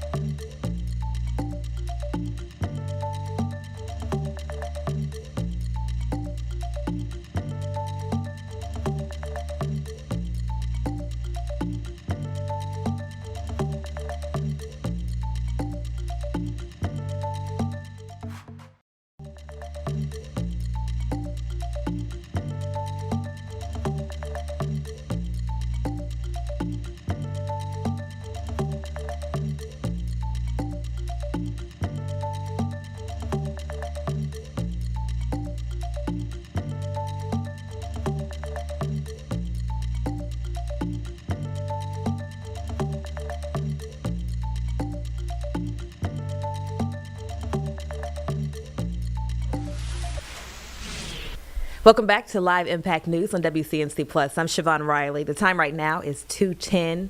Very hot day today. Let's go ahead and check in with meteorologist Brittany Van Voorhees to see how long this weather will last. Happy Wednesday, all. As we head into this evening and overnight, we are going to be watching the return of rain and storms here in the Carolinas. This is going to be part of a much larger storm system that's impacting other parts of the southeast, especially heading into this afternoon. You can see expanding all the way from Ohio down to Louisiana, even into portions there of the Delmarva Peninsula. So please be mindful of this. Let your friends and family members know if there is or if they are in this severe weather risk, because again, while we're not experiencing a lot of that here in the Carolinas, this large storm system does have a history of tornadoes and very damaging wind gusts. Locally, closer to home, we're watching scattered rain and storms tomorrow morning. Right now, it's mostly cloudy, warm. Temperatures expected to reach 87 degrees for the second day in a row, also making it the second day in a row that we have record highs. But if you like normal March weather, you're looking forward to those 60s for highs, 40s for lows. That is going to return in that 7-day forecast. Really, the next 7 days, with the exception of the storms being a little bit annoying with the timing they're coming in tomorrow, you have a little bit of something for everybody. Here's the current storm system off to the north and west. We have warm and moist air ahead of it. That's what's pumping in that moisture into the deep south, allowing for our temperatures again to hit 87 for the second day in a row. This will also be the third record high in just a week. So a lot of warmth to kick off the month of March. And again, it continues into today before this change changes arrive tomorrow. As we look at your walk in the park forecast this afternoon, I do think it is a pretty nice day to get outside for a walk in the park. I myself was at the Whitewater Center yesterday with my dog Roger. It was very, very warm, but also very, very humid. And I knew it was going to be, but when you're in the direct sunshine for hours, it can feel even toastier. So I would not wear short sleeves or long sleeves. Use a tank top and give yourself plenty of opportunities to take those sips of water, because it was, for, again, March standards, extremely, extremely warm. Now, if it was July, we would be begging for the temperature to reach 87. Again, that's the forecast for today. Previous record 83 set back in 2015. So another record high, storms tomorrow, and then we start to see that cooler and drier air mix in by Friday. So let's take a look at futurecast. Here's 11 o'clock tonight. Most areas are still dry. 3 a.m. starting to see some storms move into the mountains. By the time we approach closer to 7, 8, 9 o'clock, this is where we'll start to see a few storms ahead of the main line. Notice the difference between 40s in the mountains and close to 70 here in Charlotte. That's really the difference between the fuel in order for some of these storms to produce gusty winds. They're right over us by 8, 9 o'clock, moving quickly through the region. So at least they're not too long lasting. But with that bowing out segment, it's very obvious that this could produce some of those gusty winds, which is why I want folks to be alert and aware of that potential. Again, very small window of time, mainly 7 to 11, but still be aware of storms early tomorrow. Cooler and drier air mixes in really as early as Thursday afternoon. We'll see a lot of cloud cover tomorrow before we finally start to see cooler air roll back in for Friday and again the first half of the weekend. As we're looking at storm fuel, again, it's around the same time period, 6, 7, 8, 9 o'clock. This means the chance for thunderstorms. This does not indicate chance for strong to severe thunderstorms. It's just thunderstorms in general. So we have enough of that fuel and instability to see thunder and lightning at a minimum, heavy rain, and again, gusty winds. So I don't think we're going to see a lot of widespread severe weather, but be prepared. Gusty winds, heavy rain. Unfortunately, it's around the time period that many of us will be out driving to and from work, school, maybe dropping the kids off at activities. Here's that Jerry Hutton Supercenter 7-day forecast. Record highs today, storms tomorrow. Notice that temperatures don't really nudge much throughout the day. 60s in the morning, 60s in the afternoon. We drop to the mid-30s overnight Friday morning, and then true winter returns by the end of next week. Welcome back to Live Impact News on WCNC Plus. Definitely the weather is taking a roller coaster ride this week. Can't believe it's going to be 48 degrees next week. Thanks for that, Brittany. Let's go ahead and turn it back to the U.S. leaders who have been debating on the Senate floor for the past hour. Take a listen. Servicemen and women, they are dedicated public servants, and we need to show them that we are being pragmatic and realistic, that we are moving the needle forward, trying to address it. And that's what the proposal put forward by Senator Murray today was about, an effort to be able to move forward, try to focus in on where we have disagreement while not holding back on where we have agreement to be able to protect the American people. And with that, I yield back. Senator from Maryland. Mr. President, I just want to pick up where my colleague from New Jersey left off, which is the proposal that was put forward by the senator from Washington, Senator Murray, which is to have a vote today to make sure that we fully fund TSA, that we fully fund FEMA, and that we fully fund the Coast Guard. I've heard a couple times just on this floor from our Republican colleagues that Democrats are blocking funding for TSA and FEMA and the Coast Guard. That simply isn't true. In fact, I'm looking at a post. I heard a couple mentions of politics as part of this conversation. Just a few days ago, the Senate Republican post said, Democrats are forcing 100,000 plus federal employees to work without pay. Well, this wasn't true then, because just last week, Senator Murray also proposed that we fully fund TSA and FEMA and the Coast Guard. It wasn't true when they posted it, and it's not true today. In fact, what we're doing today is giving our Republican colleagues another chance to actually pay these federal employees.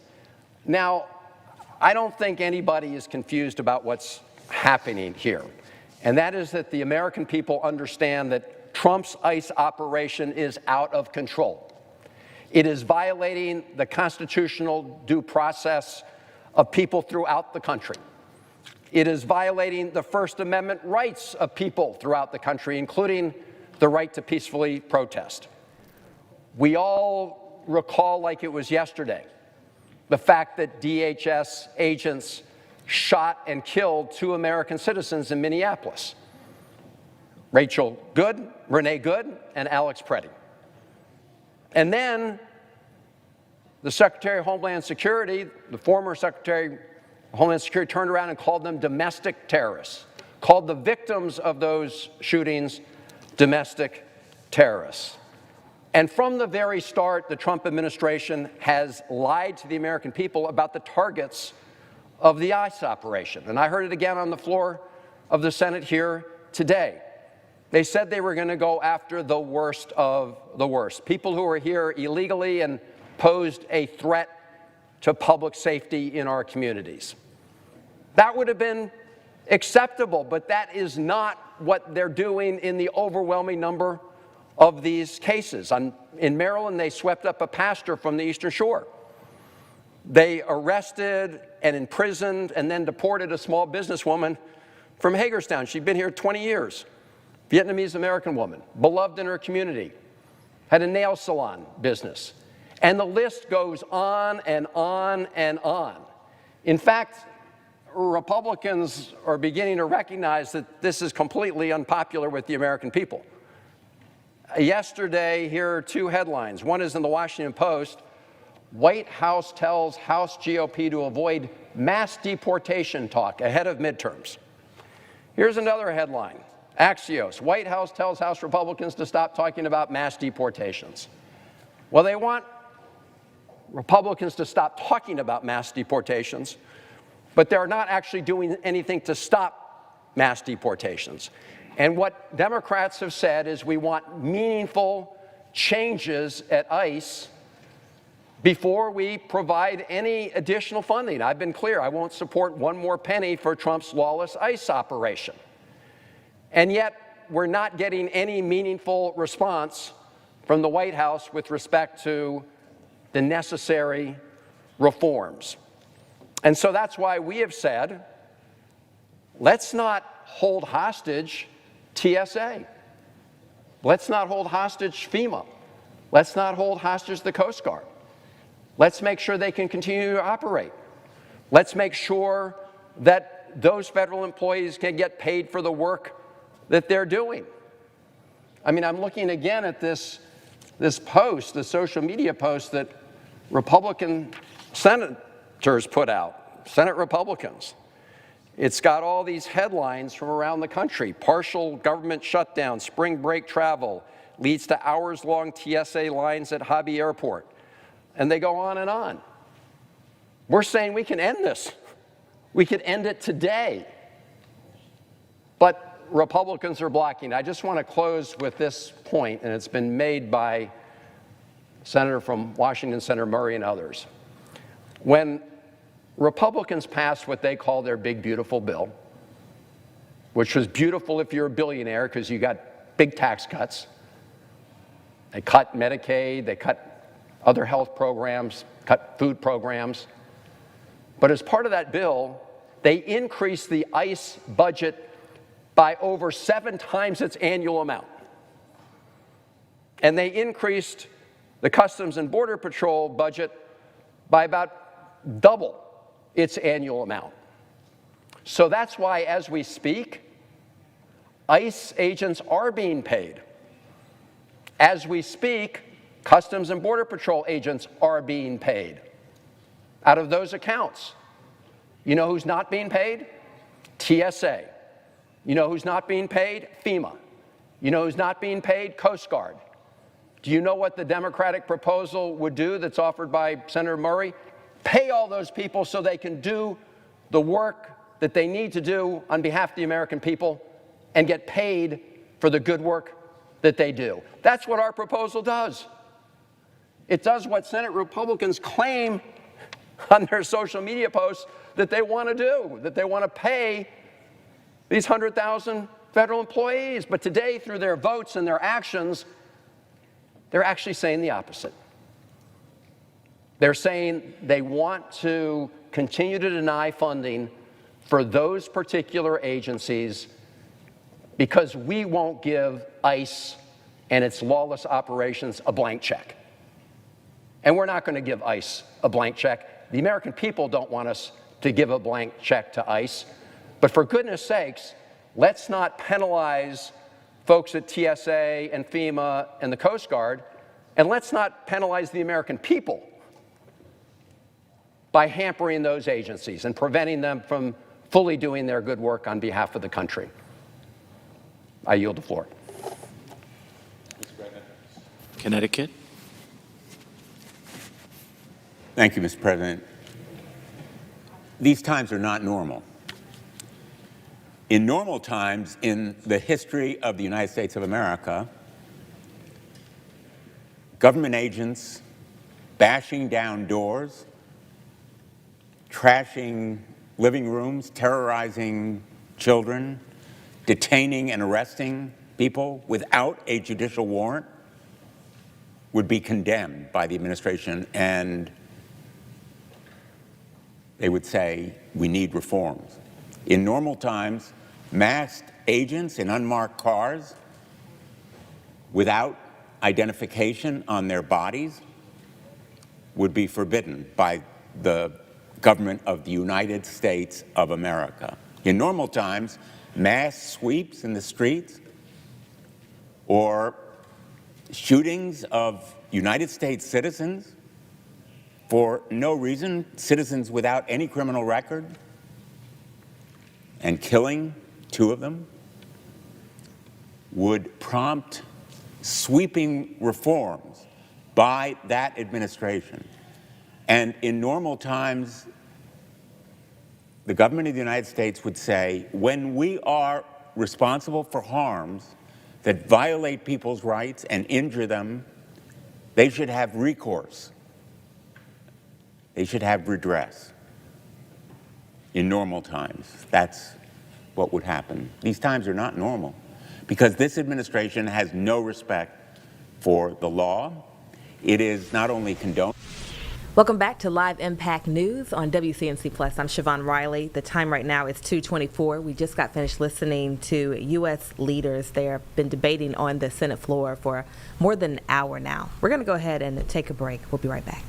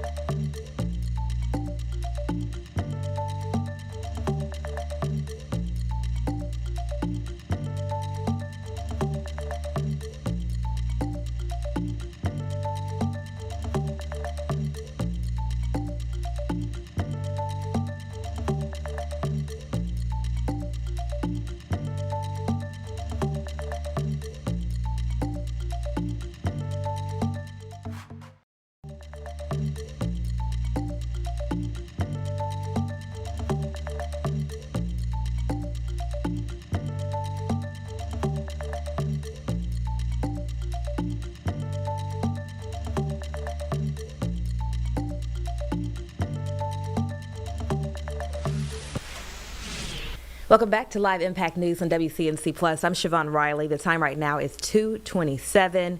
President Donald Trump is scheduled to be in Cincinnati, Ohio today. He's supposed to be speaking around 2:30, but it doesn't look like he is quite there yet. Let's go ahead and take a live look just so you can see what's happening. But again, he's supposed to speak, and he is scheduled to visit Cincinnati, and he's making a stop to Thermo Fisher Scientific, to that facility in Reading, Ohio. That's a suburb of Cincinnati. Again, that was supposed to start at 2:30, but you can see that there are folks there. They are waiting to get seated. Some of them are standing. Most of them are sitting down. So again, we will bring you much more coverage on that when President Donald Trump makes his way to Cincinnati. And now we're going to go ahead and turn back to U.S. leaders who have been debating on the Senate floor. They've been doing that for the past hour. Let's go ahead and listen in. Cars and assaulted, forced to the pavement, injured, denied medical care, access to phones or lawyers or their families. The hearings that we had with a whistleblower who told us that that kind of misconduct was no accident. It was the result of instructions and training specifically given to those agents to violate the Fourth Amendment. And of course, the brothers of Renee Good, who was killed, telling us how it happened. America is demanding these reforms. It isn't we who are imagining or hypothesizing the need for. America is demanding them after America has seen what ICE and CBP are doing. And we can enable payment of TSA and FEMA and the Coast Guard and those brave and dedicated public servants in those agencies by simply approving today the measure that the senator from Washington has so ably brought to us. Common sense reforms are not incompatible with the payment of these individuals. Let us pay them now, adopt this measure, and then make sure that we keep faith with America, that we adhere to the rule of law, that we apply the same standards of conduct to federal agents as apply to local police in your community. If your police chief took the position that this administration has done, they would be fired. If they defended local police who bashed down doors without a judicial warrant at homes, without consent, if they defended masked members of their local police force doing sweeps with masks, without identification, and unmarked cars, they would be fired. And if they opposed the idea that people who were harmed in violation of the law by local police should have no recourse, they would be fired. So I hope my Republican colleagues will get serious about what should be normal, and that they will decide what to do, what is best for their constituents and for Americans. We're ready. We have been ready. We're simply asking that ICE and CBP follow the rule of law and adhere to the same standards as local and state police forces, and that our Republican colleagues get serious about paying the dedicated men and women of these agencies who are working hard every day and deserve our respect. Thank you, Mr. President. I yield the floor. Mr. President. Senator from Virginia.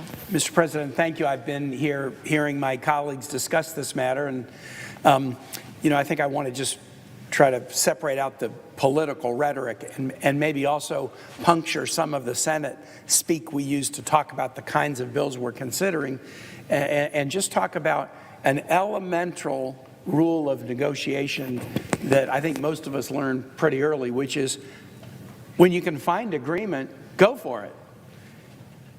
Do it. And on the areas where you disagree, keep talking. Go for it when you agree, and in areas of disagreement, keep talking. If you've listened to this debate today, what you've heard is there's huge areas of agreement on this floor. There is a sharp area of disagreement. We can act on the agreement, and we should.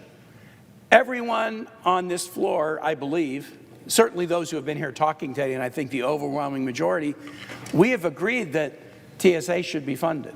We have agreed that the Coast Guard should be funded. We have agreed that FEMA should be funded. We've agreed that the CISA cybersecurity agency should be funded. And I think I'm right about this to my colleague from Washington. We've not only agreed that it should be funded, we've written the bills, exactly the line items, bipartisan agreement in both houses. We've put reforms into those bills that both sides agree with, and those bills are ready to be acted on and give the employees of those agencies and the citizens who rely on them certainty that they're funded through the end of the year. So why wouldn't we do that? That's what Senator Murray's proposal is. We've reached agreement, let's do it. Senator Britt offered a different proposal. In those areas of agreement, let's just fund them for 2 weeks. And not with the agreed upon structure and the reforms and the line item amounts. When somebody says they want to do a continuing resolution, for those who aren't familiar with that Senate term, what it means is instead of the negotiation we did about how to fund these agencies, we'll just do for the next 2 weeks what we were doing for the last 2 weeks. I call that driving by looking in the rearview mirror rather than driving by looking in the windshield. We should want to drive by looking in the windshield, not the rearview mirror. And we have the bills all done. Imagine you're at TSA. Are you going to feel better knowing that the Senate decided to fund you for 2 weeks? Or the Senate decided to fund you for the entire rest of the year? How about if you're a coastie and you're on a ship doing interdiction in the Caribbean? Do you feel better if it's a 2-week deal, or we're going to fund you for the rest of the year? If you're at FEMA doing emergency, we're going to fund you for the rest of the year. The proposal that Senator Murray has offered is far preferable for all of the employees in these agencies where we have reached agreement than a deal that just says, well, we'll fund you for the next 2 weeks, and then who knows what will happen after that. So since we have found agreement, meaningful, substantive, bipartisan, bicameral agreement on every line item and every detail and on every reform affecting all of these really important agencies, why wouldn't we move forward on it?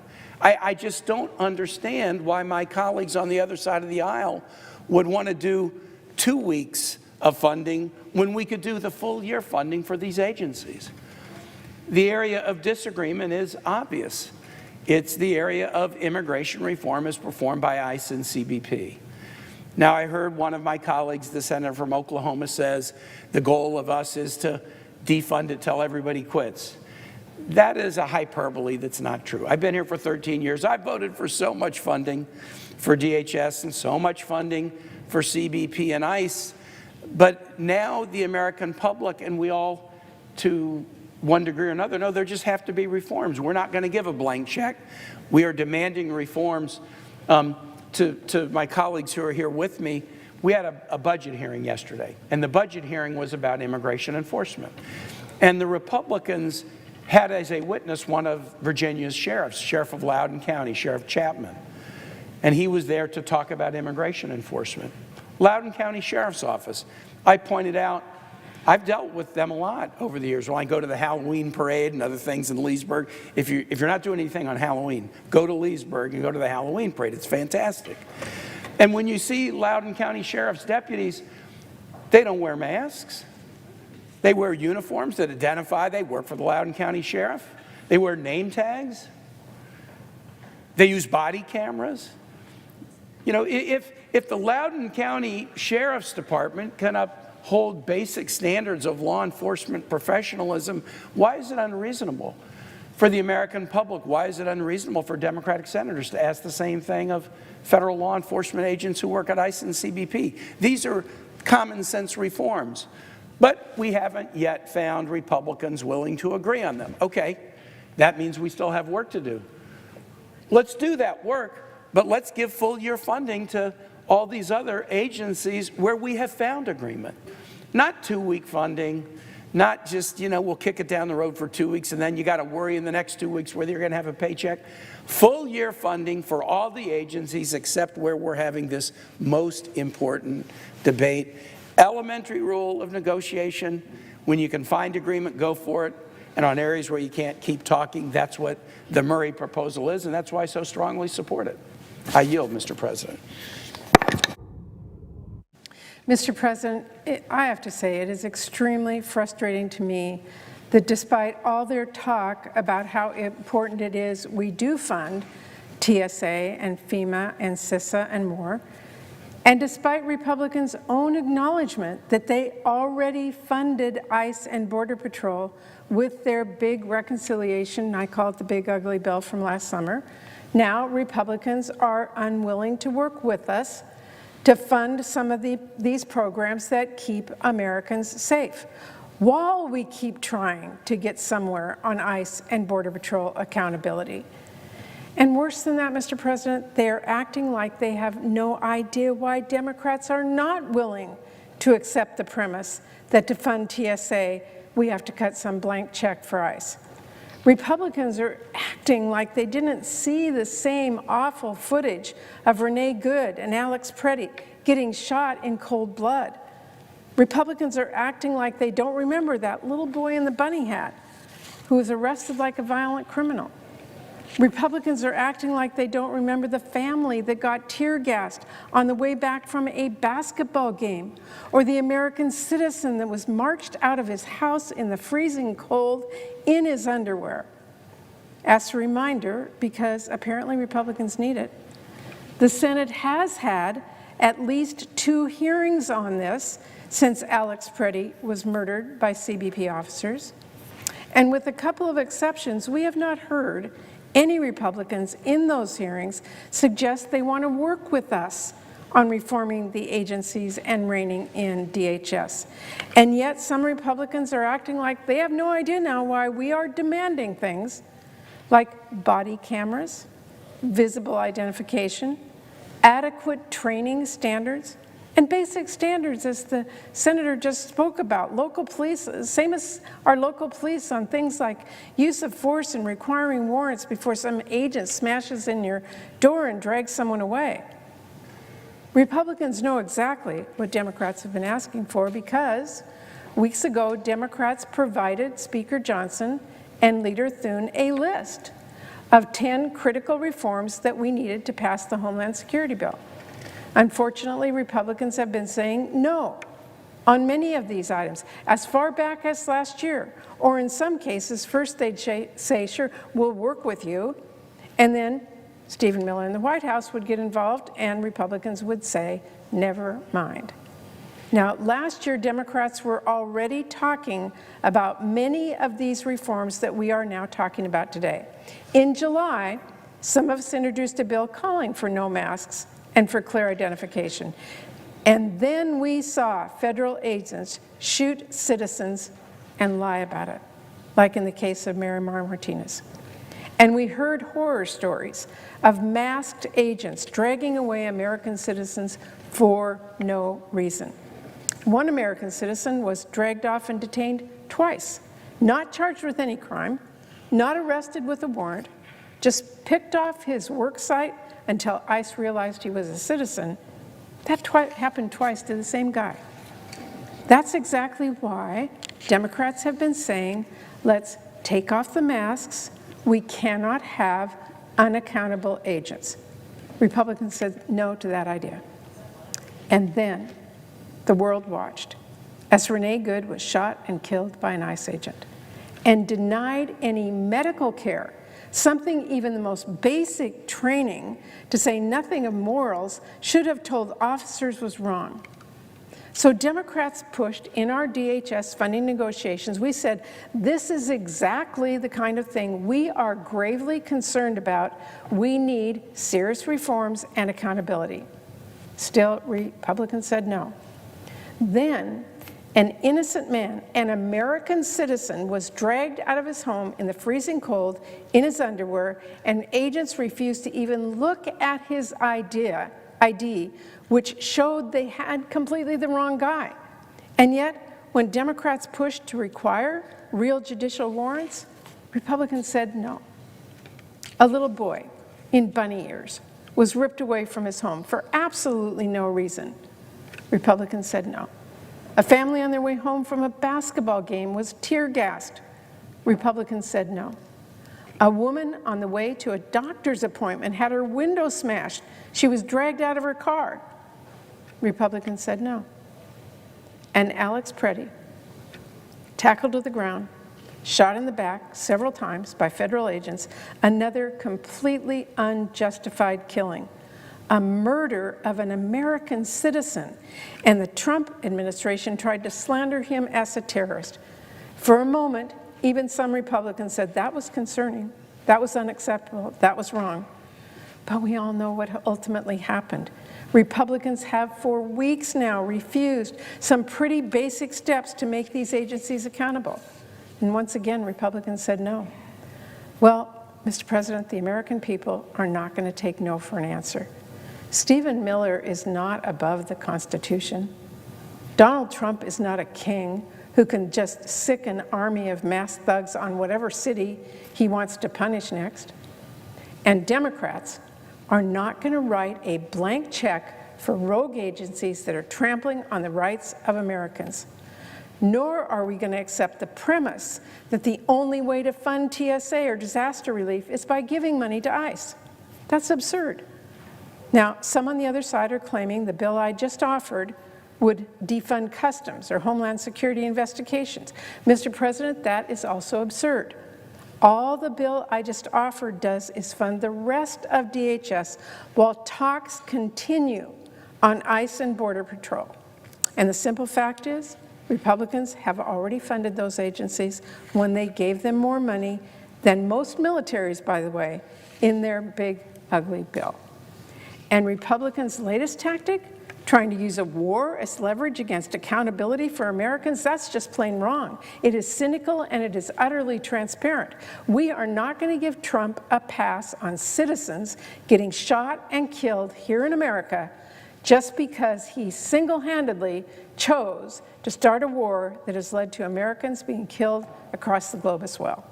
Who in the world thought that argument would fly? Did Stephen Miller tell Republicans 2 wrongs make a right here? Did you think that was going to convince anybody? Look, we're going to hold Trump accountable for his reckless war, and we're going to hold him accountable for using ICE to terrorize American citizens. As for the rest of DHS, does that important work to keep Americans feel safe, like FEMA, Coast Guard, TSA? Democrats are here. We are trying to fund those agencies while ICE and Border Patrol negotiations continue. But Republicans will neither agree to the reforms we need to rein in ICE and protect Americans, nor fund the rest of DHS while those talks continue. Now, here's the simple truth. If Republicans agree to simple reforms, all of DHS could be funded tomorrow. And if Republicans stop blocking the bill that I just offered, TSA could be funded today. But Republicans don't want to take serious action to prevent rogue government agencies from gunning down American citizens. We just heard that on the floor from several Republican senators who spoke. They don't want to take new steps to make sure masked federal agents don't kidnap people off our streets. They don't want to pass legislation to make sure federal agents only target people who have a judicial warrant instead of breaking down windows and dragging away completely innocent people. That is the crux of the problem right now. So let me state that again. The problem right now is not lack of communication between both the sides. That is absurd. The problem is a lack of willingness on the part of Republicans to pass some pretty basic reforms or to even fund the rest of DHS while those talks continue.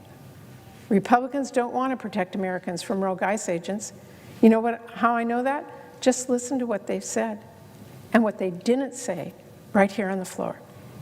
Are Republicans talking about the fact that American citizens have been gunned down by our ICE and patrol? Are Republicans talking about the fact that peaceful protesters are being tear gassed or pepper sprayed or tackled to the ground? Not a word on that right here. If Republicans cannot talk about the obvious, cannot talk about the blatant abuse we have all seen from ICE and Border Patrol, how do they expect to work with us to address that? The answer is they don't. Instead, they are pretending this is about FEMA, which I have offered to fund, or TSA, which I have offered to fund, or CISA, which I have offered to fund, and they are pretending this is about ICE funds running low, even after Republicans spent weeks acknowledging the agency has plenty of funding left from their big, ugly bill. What this debate actually is about, Mr. President, is accountability. It is long past time that Republicans get serious about that. Thank you, Mr. President. I yield the floor. Senator from Wisconsin. Mr. President, I rise today in support of keeping Wisconsin families safe. Keeping the people we work for safe is one of the most basic and solemn duties that we have. We are here to keep folks safe from natural disasters, dangerous drugs, and dangerous people.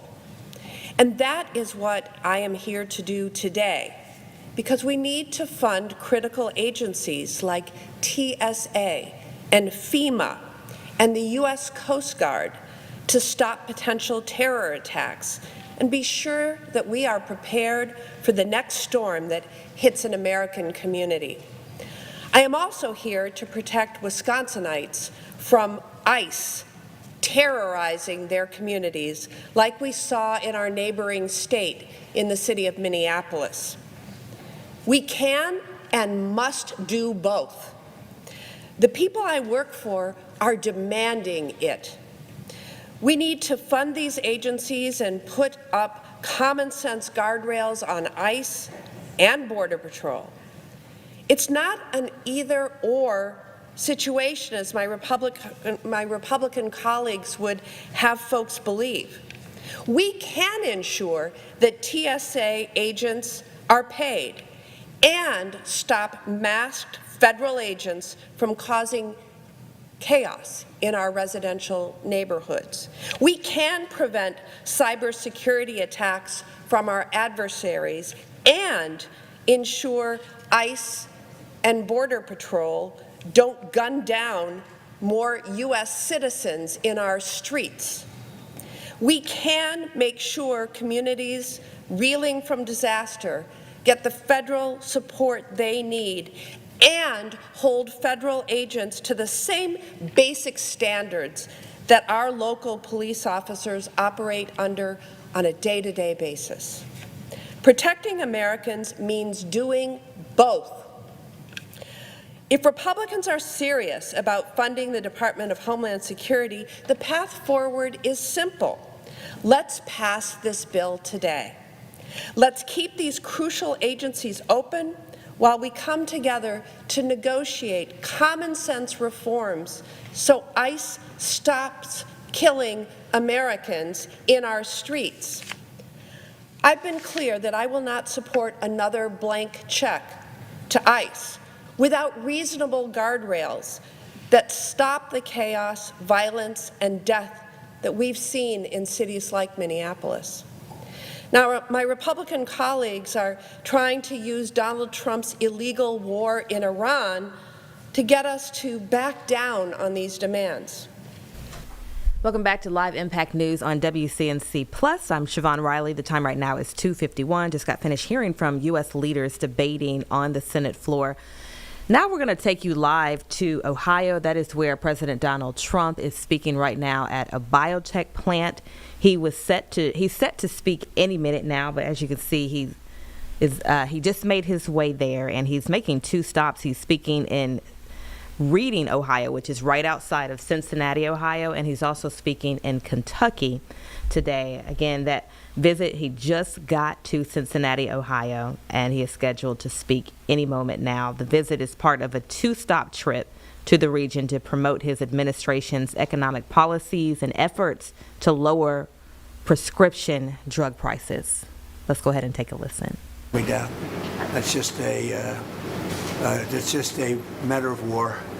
That happens you can almost predict it. I would say it went up a little bit less than we thought. It's going to come down more than anybody understands. Do you have any questions, Peter?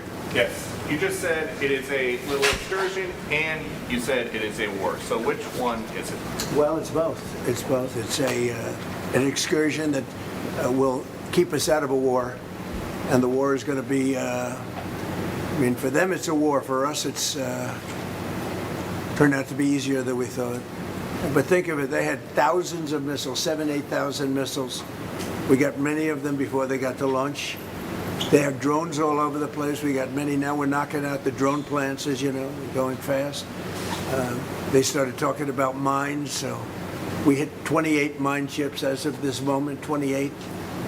Like using the same weapon, the exact same weapon that we use against the drug dealers in the water. We have, as an example, we had tremendous drugs pouring in through the waters, through the sea, and now we have almost none. It's down 97% through water. Now we'll do it through land. The land is easier than water. But this is a great honor being here. It's a great company. I've known it for a long time, and you have done a fantastic job, and I'd like to congratulate you. Thank you. It's the colleagues' work. See the colleagues. Talk to them yourself.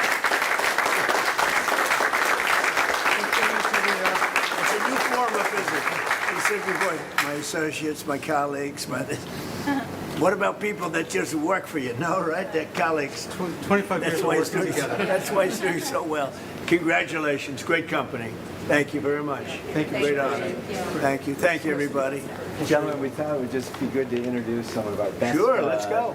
People in our team and have you have a chance to say hello to Well, each of them. let me have a picture with them. How about that? That's great.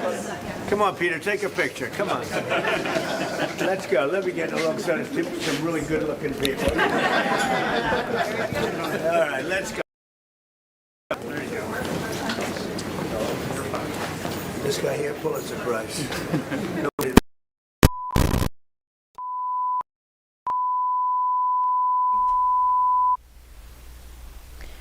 Welcome back to Live Impact News. I'm Siobhan Riley. The time right now is 2:54. Again, you just got finished hearing from President Donald Trump, who was speaking at the pharmaceutical manufacturer in Ohio, in Reading, Ohio, just outside of Cincinnati, and pretty soon he's going to also make a trip to Kentucky.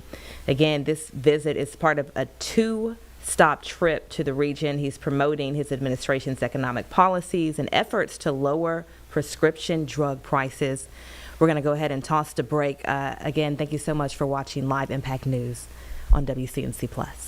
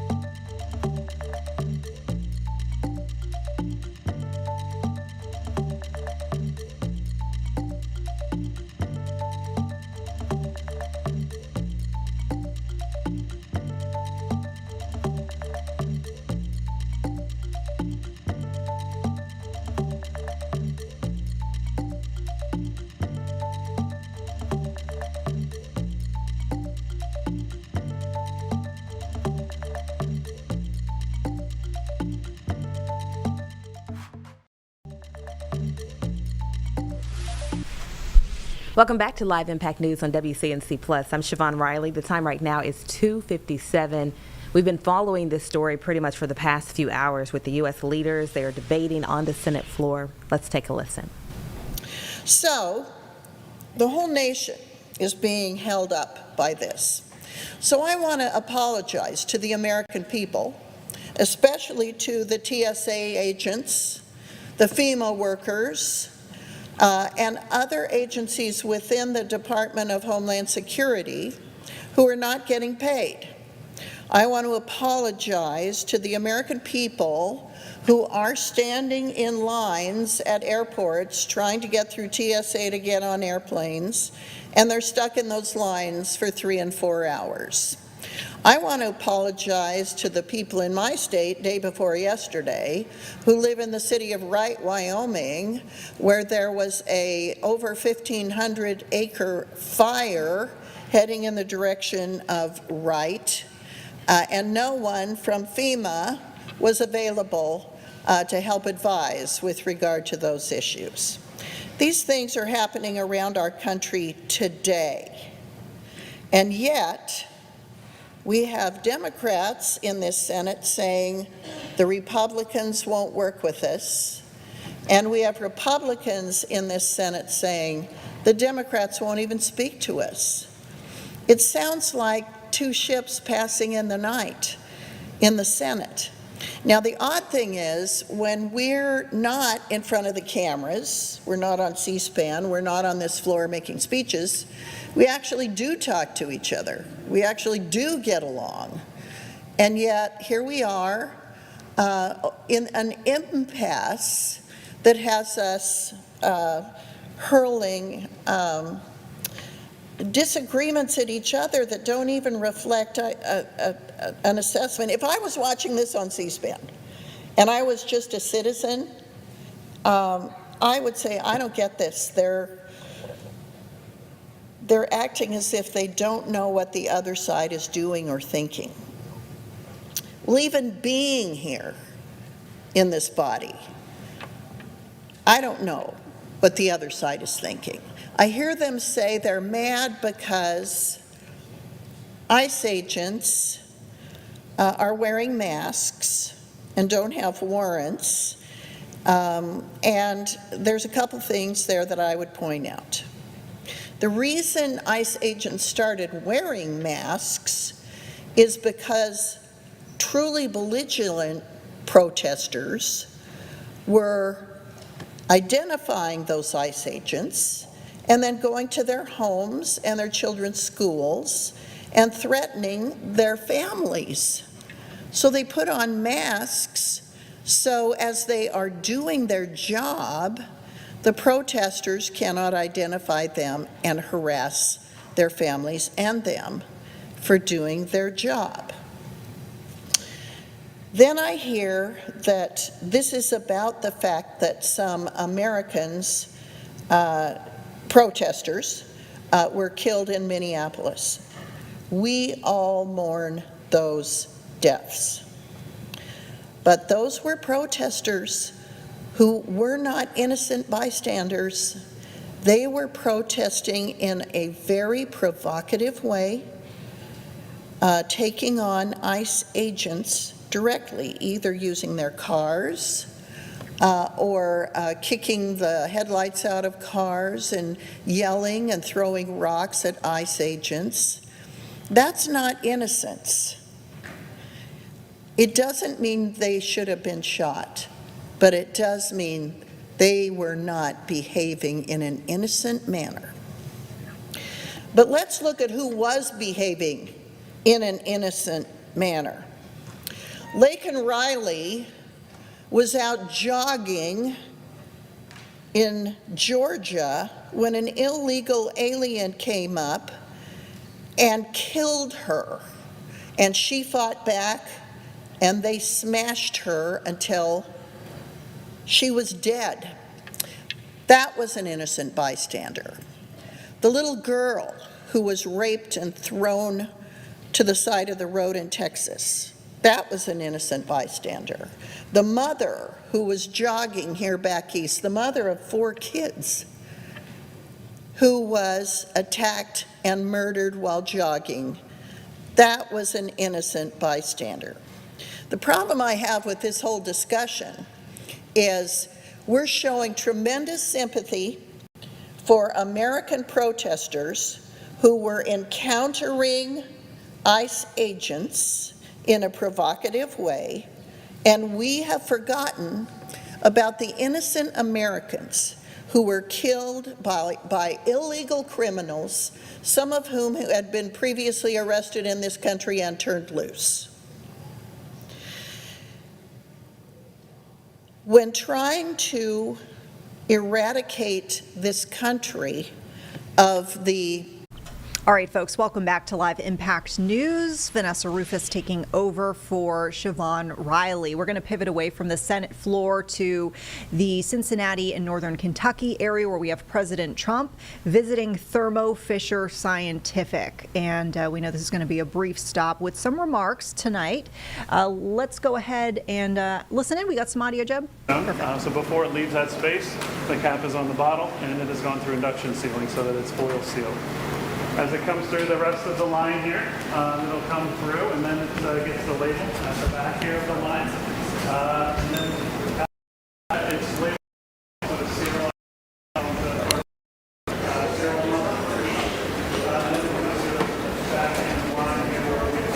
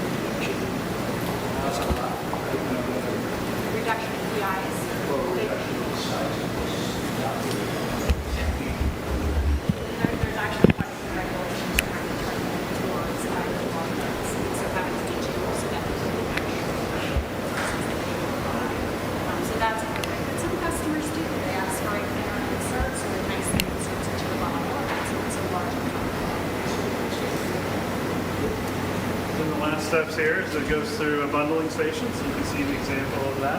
It'll then get packed into the shipper, where it is then closed up onto the pallet.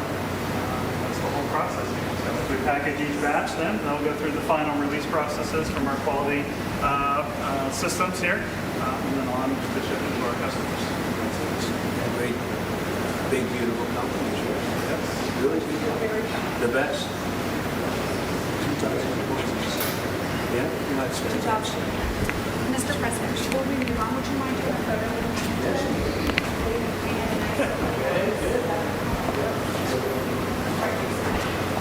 Mike?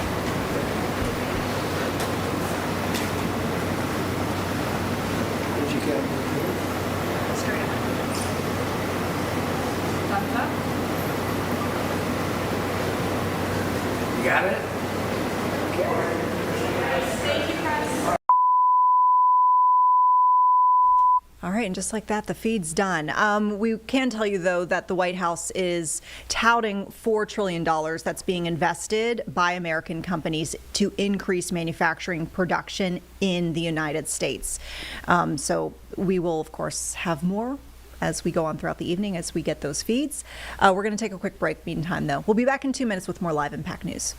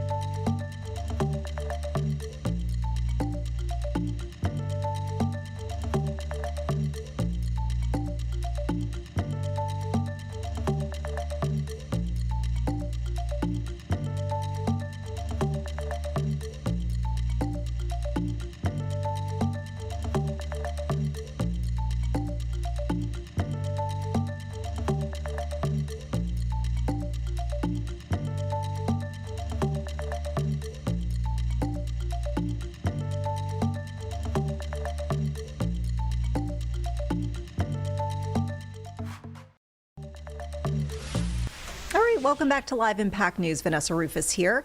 We're going to turn to a briefing today, getting folks ready for the St. Patrick's Day parade and various festivities that will be happening. You got something, Jeb? Actually, yeah, we're actually going to take it over to Cincinnati, northern Kentucky, where it does look like the beginning of President Trump's speech. This guy is just introducing him, but he's doing a little introduction, as you will, at that biotech plant we were just at. Let's take a listen in. Yeah.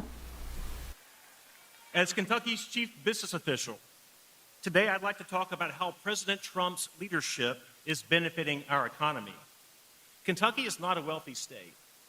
The ruinous results of Joe Biden's administration, the highest inflation in 40 years, hit us hard. From day one, President Trump has worked to get this country back on track and to make it great again. President Trump has lowered our taxes, spurred investment, and promoted American job creation.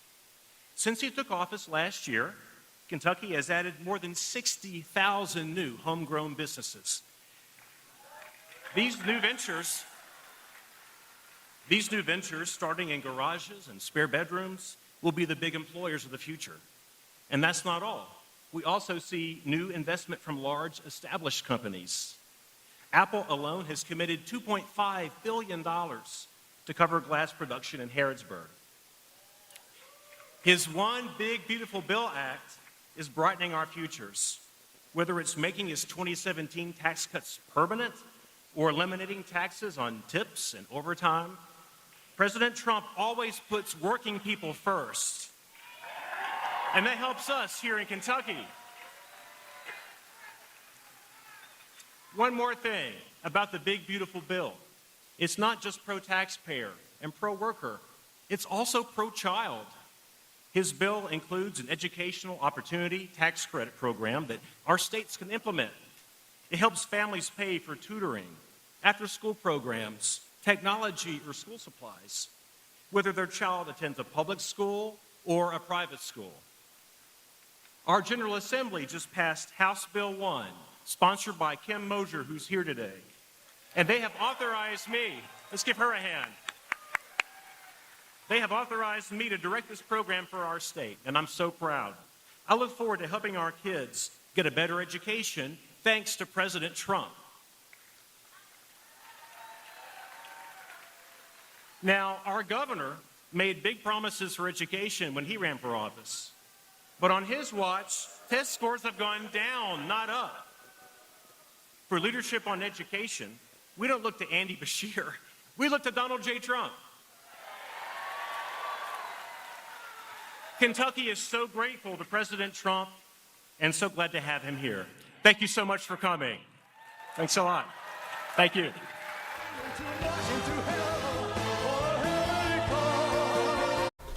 All right, folks, and we will go ahead and take a quick break here. We'll be back on the other side, 2 minutes away from checking in with our Danielle Stein, who is live in Uptown Charlotte as the ACC tournament is underway as we speak. We'll see you in a couple minutes.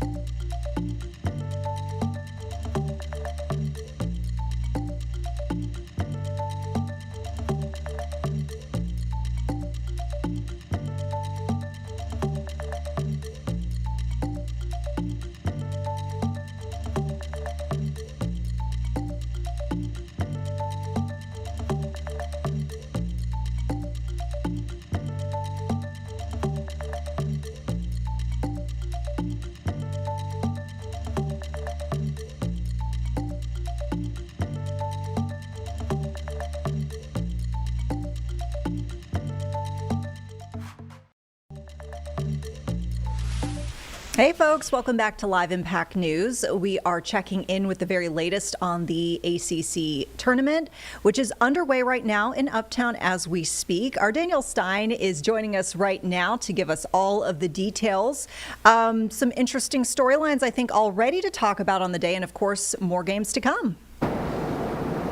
Yeah, today's just the second round of the ACC tournament here at the Spectrum Center, with a lot more still to come for teams like NC State. Today was their first time getting on the court, and this is really where they're trying to keep these March dreams alive. They do know at this point in the season that they're kind of on the bubble when it comes to that NCAA tournament. So ensuring their spot in would be to, of course, win out in this ACC tournament, going all the way to Saturday night in the championship game. It started today, though. They faced against Pitt in this one. It was a game that actually the Panthers were leading early in that first half. Then going into the half, it would be just a 1-point game. In the end, NC State seemingly took control. It was a 10-point win for them. This actually snaps a 4-game losing streak for them.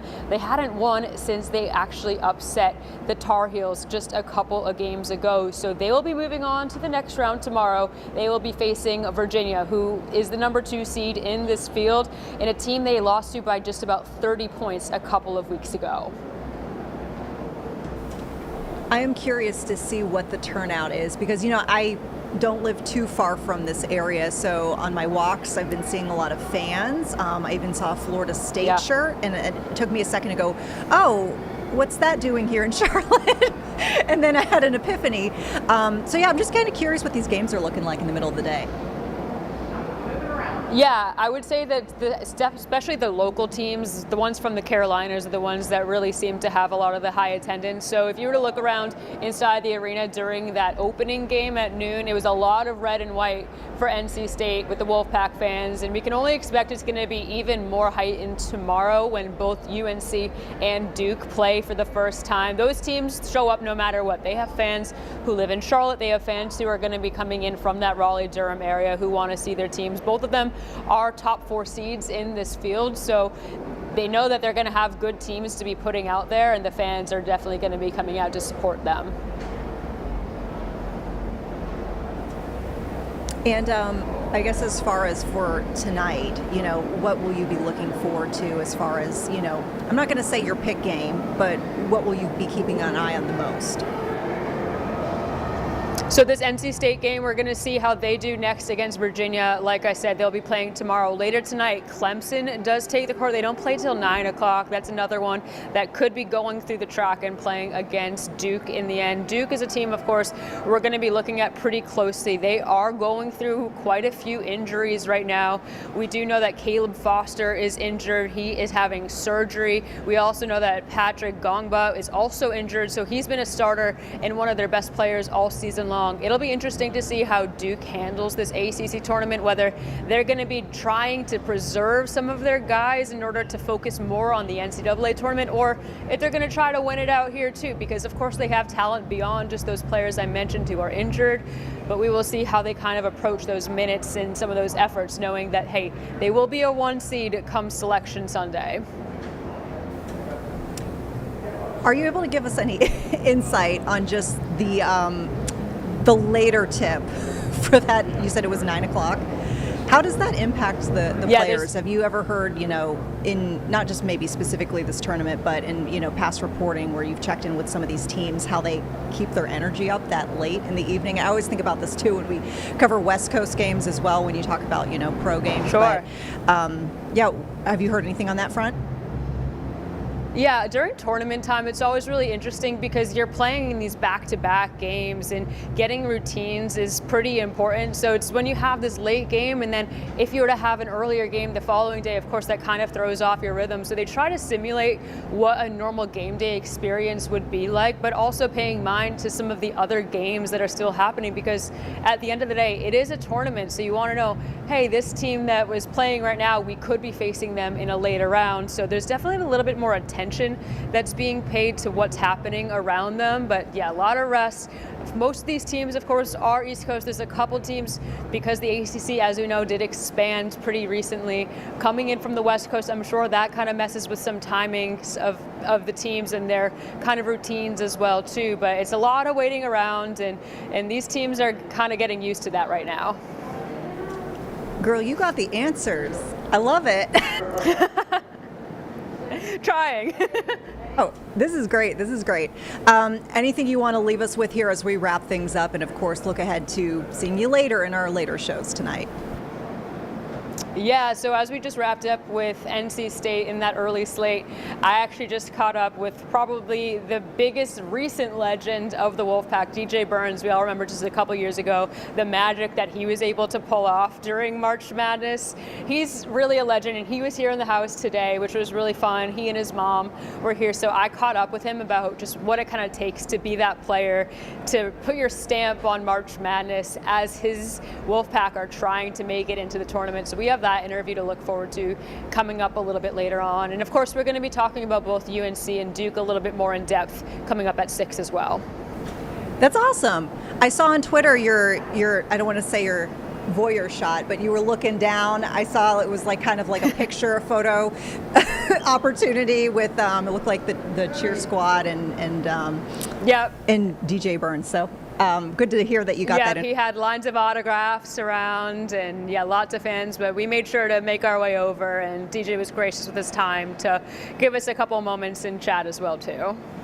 Fabulous. Well, we'll see you later tonight here on WCNC Plus. Danielle, thank you. Thank you.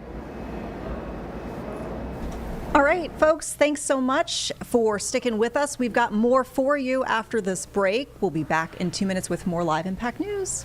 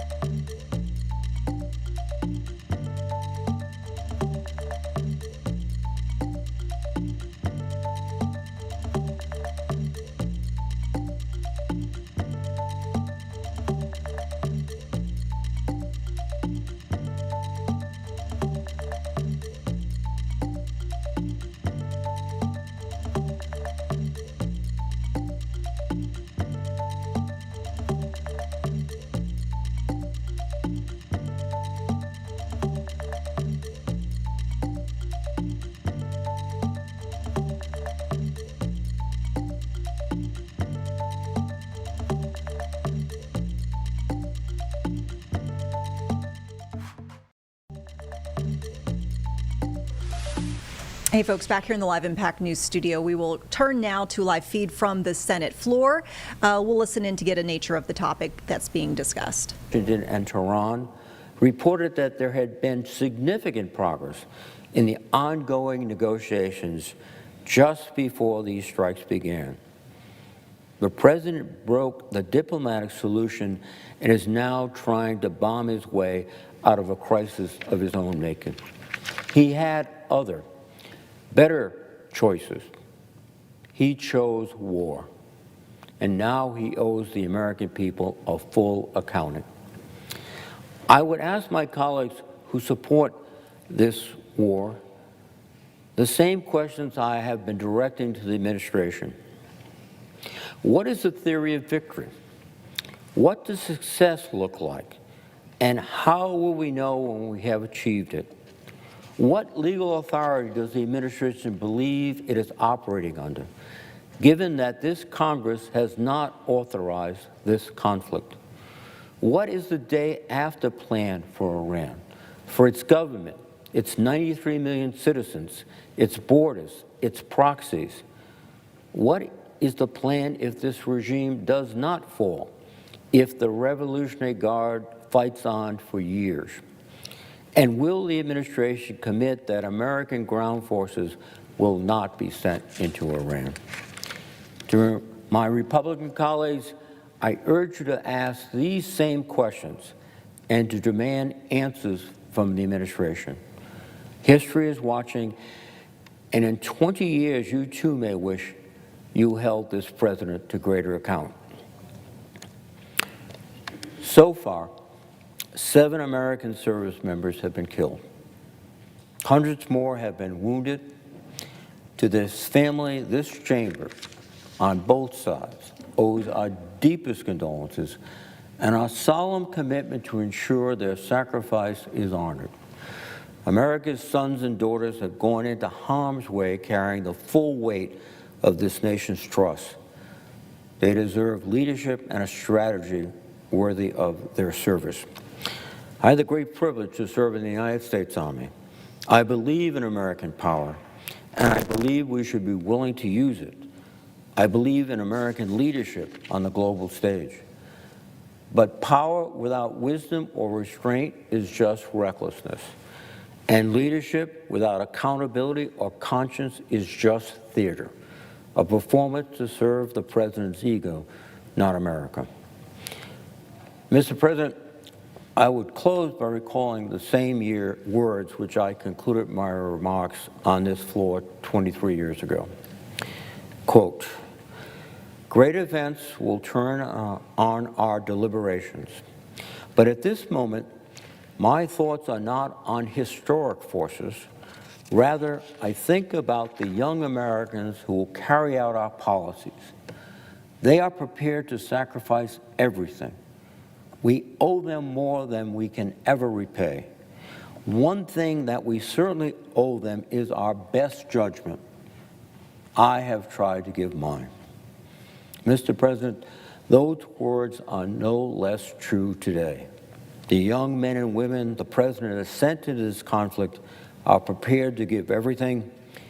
We owe them our unsparing questioning. The President owes them a plan.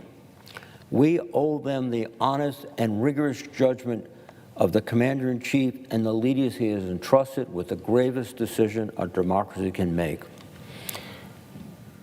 I have tried again to give my best judgment, and I urge my colleagues to give theirs. Mr. President, I yield the floor. The absence of a quorum. The clerk will call the roll. Ms. Alston-Brooks.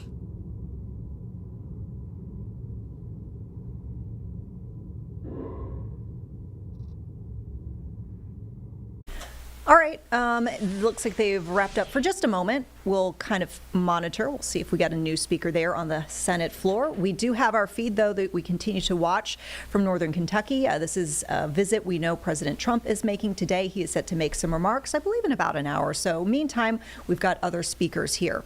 We know that the nature of this visit as well is regarding investments being made by various companies across the nation in moving manufacturing and production to the United States. Let's listen in right now. Iranians to get a nuclear weapon while we have troops in harm's way. Unforgivable. Unforgivable. You deserve a congressman who stands united with you, the Republican Party, and the president. And President Lincoln was never more right than now when he said long ago, "United we stand, but divided we fall." The president understands that. The Republican Party understands that, and you understand that, and I understand that. Thomas Massie does not understand that.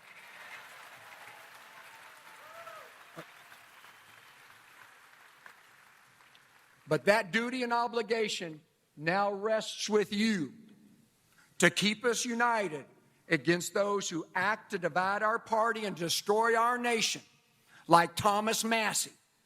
And that obligation resides with you on Election Day of 19 May. I'm Ed Gowron, and I'd be honored to be your champion in Congress for Kentucky District 4 and partner with President Trump for our agenda, our families, and our future. Thank you. USA! USA! USA! USA! USA! USA!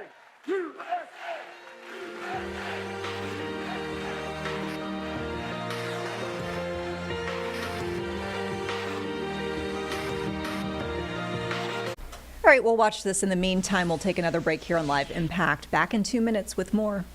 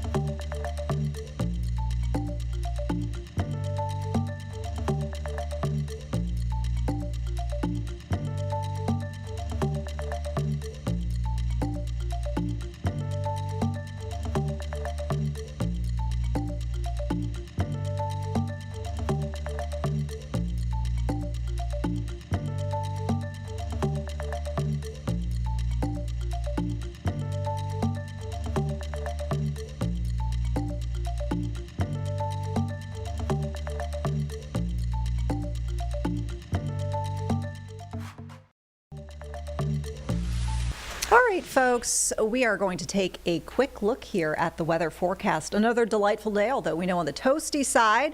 We know that there's some changes on the way on the weather front, though. So let's listen in to see what the impacts are over the next few days. Happy Wednesday, all. As we head into this evening and overnight, we are going to be watching the return of rain and storms here in the Carolinas. This is going to be part of a much larger storm system that's impacting other parts of the southeast, especially heading into this afternoon. You can see expanding all the way from Ohio down to Louisiana, even into portions there of the Delmarva Peninsula. So please be mindful of this. Let your friends and family members know if there is or if they are in this severe weather risk, because again, while we're not experiencing a lot of that here in the Carolinas, this large storm system does have a history of tornadoes and very damaging wind gusts. Locally, closer to home, we're watching scattered rain and storms tomorrow morning. Right now, it's mostly cloudy, warm. Temperatures expected to reach 87 degrees for the second day in a row, also making it the second day in a row that we have record highs. But if you like normal March weather, you're looking forward to those 60s for highs, 40s for lows, that is going to return in that 7-day forecast. Really the next 7 days, with the exception of the storms being a little bit annoying with the timing they're coming in tomorrow, you have a little bit of something for everybody. Here's the current storm system off to the north and west. We have warm and moist air ahead of it. That's what's pumping in that moisture into the deep south, allowing for our temperatures again to hit 87 for the second day in a row. This will also be the third record high in just a week. So a lot of warmth to kick off the month of March. And again, it continues into today before this changes arrive tomorrow.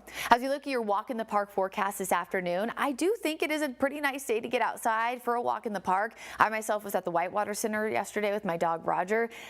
It was very, very warm, but also very, very humid. And I knew it was going to be, but when you're in the direct sunshine for hours, it can feel even toastier. So I would not wear short sleeves or long sleeves. Use a tank top and give yourself plenty of opportunities to take those sips of water, because it was For, again, March standards, extremely, extremely warm. Now, if it was July, we would be begging for the temperature to reach 87. Again, that's the forecast for today. Previous record 83 set back in 2015. So another record high, storms tomorrow, and then we start to see that cooler and drier air mix in by Friday. So let's take a look at futurecast. Here's 11 o'clock tonight. Most areas are still dry. 3 a.m. starting to see some storms move into the mountains. By the time we approach closer to 7, 8, 9 o'clock, this is where we'll start to see a few storms ahead of the main line. Notice the difference between 40s in the mountains and close to 70 here in Charlotte. That's really the difference between the fuel in order for some of these storms to produce gusty winds. They're right over us by 8, 9 o'clock, moving quickly through the region. So at least they're not too long lasting. But with that bowing out segment, it's very obvious that this could produce some of those gusty winds, which is why I want folks to be alert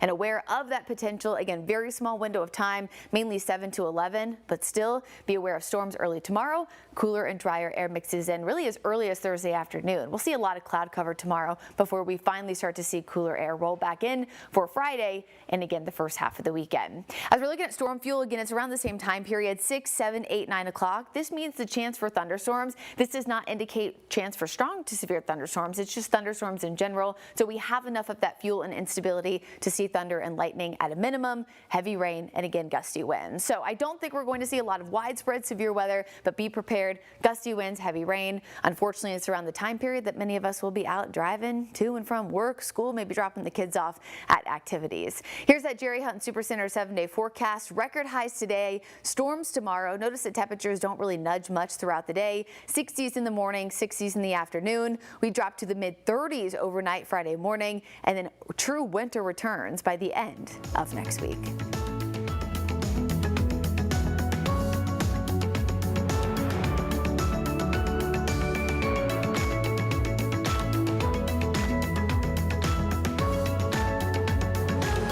All right, so definitely enjoy the delightful weather over the next few days. We are going to now pivot, though, here to the Senate floor once again. It looks like we do have Senator Amy Klobuchar of Minnesota speaking. Let's listen in. They announced some reforms for how those remaining ICE agents and Border Control would do their jobs. But of course, we want to make that permanent. And then last week, at the oversight hearing, I pressed Secretary Noem. And what we got through not just my questioning, but my colleagues, including my Republican colleagues, was a refusal to admit her mistakes or take responsibility for her actions. And so her overdue removal from the Department of Homeland Security is also a good step toward accountability. This is a start, and the reason that we want to get these reforms put into law is obvious. We're talking about basic police conduct that you see in red and blue states across our country. That is what we're asking for, those standards of conduct. But as those negotiations continue, what makes the most sense, especially right now, is to make sure that we fund those other agencies. It's not written in law that you can't negotiate on part of an agency, and in this case, ICE, and the activities of these border control agents, that you can't negotiate on that while you are funding the rest of the agency. I would hope that our Republican colleagues would actually welcome that, because that's a way to make sure that we're getting funding and paychecks are getting delivered, while at the same time we're doing these negotiations. And while I did not agree in any way with that major funding increase to ICE, that money could have been used for local police or to pay down the debt, $75 million, but that's what that money went toward, and so they have that money now. So why don't we focus on getting the rest of the agency funded? That's why we put this forward. And that way we could fund disaster relief, cybersecurity, defense, airport security, and the Coast Guard. So when people vote against that to fund those important functions, they are blocking pay for TSA agents who keep us safe. And that is, unfortunately, by not taking this agreement, what we are seeing. Funds for FEMA. Coast Guard protects our ports and our shorelines. Funding for cybersecurity, which among many things secures our election, protects our information technology. So I ask our colleagues why, instead of just doing this compromise, I think they could have proposed the same thing and we would have definitely supported it. Why would they want so badly to keep ICE with no reforms that they won't fund the rest of this agency? It doesn't make any sense, especially since we are proposing common sense reforms, especially when we are acknowledging, okay, you're not going to agree to it today, but we think it is important to fund the rest of this agency today so we can keep negotiating with you to fund ICE in the future, but only with these reforms. I asked my Senate Republican colleagues to join us in this pragmatic proposal.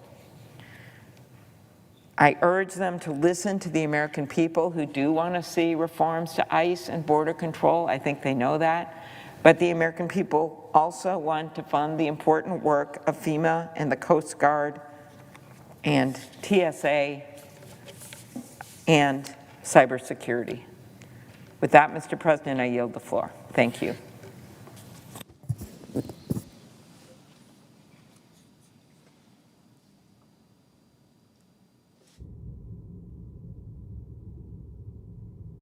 All right, and as we're in between speakers here, we'll take another break. We'll be back in 2 minutes with more Live Impact.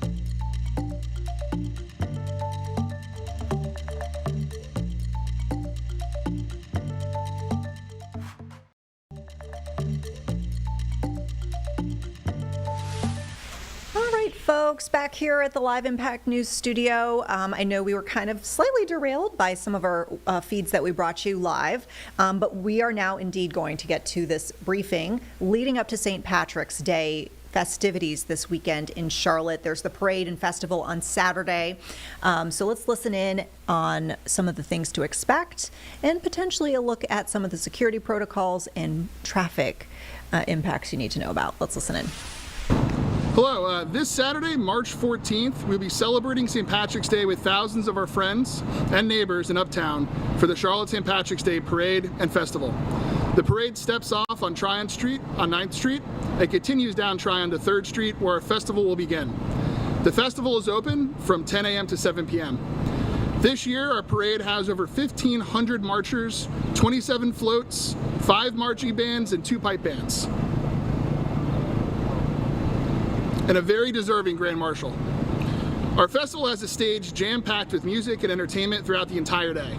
This event is for the whole family, so please bring your children and any of your neighbors. Our all-volunteer organization has worked tirelessly for the past 12 months to make this event possible. What you will enjoy this weekend is not the work of a large national event company or consulting firm. It is a labor of love by a small nonprofit, generous sponsors, community advertisers, local donors, and over 140 unpaid volunteers who have dedicated their time and resources to ensure we can grow this celebration every year. We rely on the support of the community to nourish us as we look towards the future. We're very excited to have all of you this weekend, so please mark your calendars. There's a couple different places to park all throughout Uptown. I would also recommend taking advantage of the light rail. It's a great way to get into Charlotte, not have to find parking. So I'm going to talk a little bit about our Grand Marshal for 2026. Sandra Connick grew up in Cork, Ireland, and began her dance journey at the age of 4 under the guidance of her mother in the Hassan School, which is probably not correctly pronounced, Hassan School in Cork. In 1992, she moved to Charlotte, North Carolina, and got straight to work, strengthening the Irish community in the region. She founded the first Irish dancing school in the state, the Connick School of Irish Dance. She also joined the Irish Society of Charlotte, acting as treasurer and board member for several years. Over the years, Sandra's students have achieved success both nationally and internationally in solo and team competitions. Teaching countless children and watching them grow into adults has been a great pleasure for Sandra, and Irish dancing has allowed her to build lasting friendships around the world. Sandra is a fully accredited Irish dance teacher and adjudicator, registered with the Irish Dancing Commission in Dublin, Ireland, where she previously also served as treasurer. She currently serves as chairperson of the organization, the oldest and largest governing body for competitive Irish step dancing in the world. For more than 90 years, it has set the global standard for Irish dance. Sandra is also an active member of the Southern Region branch of the Irish Dancing Teachers Association of North America, and has previously served as vice president and treasurer for both the national organization and the Southern Region. Outside of the dance studio, Charlotte Mecklenburg Schools has utilized Sandra's teaching expertise in programs designed to incorporate cultural enrichment into the middle school curriculum. She has also worked extensively with the Roman Catholic Diocese of Charlotte Catholic Schools and served as lecturer on Irish dance at the University of North Carolina at Charlotte. On behalf of the Charlotte St. Patrick's Day Committee, it is my honor to introduce the 2026 Charlotte St. Patrick's Day Grand Marshal, Sandra Connick.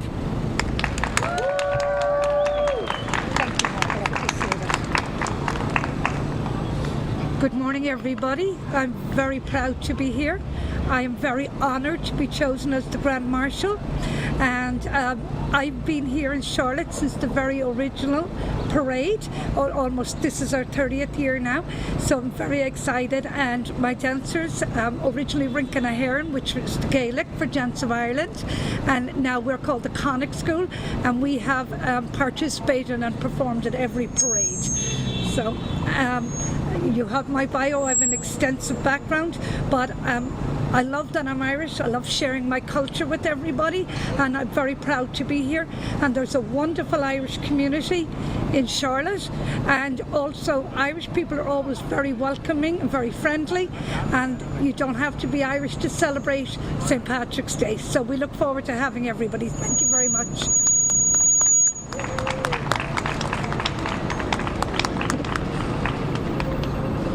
Thank you guys very much. Why don't you guys come in here? We got a few questions for you. There we go. So Michael, actually, you've mentioned a lot about, Michael, you've mentioned a lot that it's all volunteers that put this together, that, you know, you're going to work after this. If someone wanted to get involved past just being an audience member at the parade, if they wanted to help volunteer, where can they find more information? Yeah, our committee is expanding every year. If you go to the Charlotte, our committee is expanding every year. We love additional assistance. If you or anybody that you know thinks that they can add and help us grow, go to our website, charlottestpats.com. We'd love to have an email from you, and we'd love to have your help.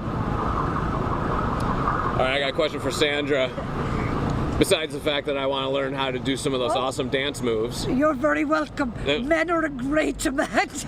Not this one. I'm telling you right now, two left feet. I can teach anybody. All right, let's do it. Let's have a lesson. Give me a lesson. So my question to you is, with your rich Irish heritage, what is your favorite part of this parade? It's the celebration, it's the fact that we celebrate through our dance and our music, and it's the friendships. And I say that to my dancers all the time. It is not about the competition, it's about the journey. It's about all the time you spend with your friends, you celebrate the dance, the music, you come to festivals just as this, and we're just very proud to be Irish at this time. Thank you. Sorry. So I'd like to take just a minute to talk about our festival. It's something exciting that we have from both the city of Charlotte and the state of North Carolina. So Rory, if you don't mind coming up, saying a few words. We have a wonderful festival planned for you this year. 4 incredible schools of Irish dance and 4 incredible bands for this festival. And I'd also like to thank the city of Charlotte for the proclamation from Vi Lyles, our mayor, proclaiming or acknowledging this year's parade, and then also this year from our governor Josh Stein, acknowledging this year's parade and commemorating it and celebrating Irish culture with us. So everyone is welcome to the festival.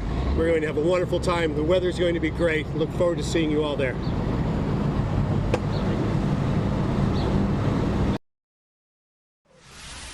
All right, and we'll definitely have more coverage as we get closer to the event and of the event itself this weekend.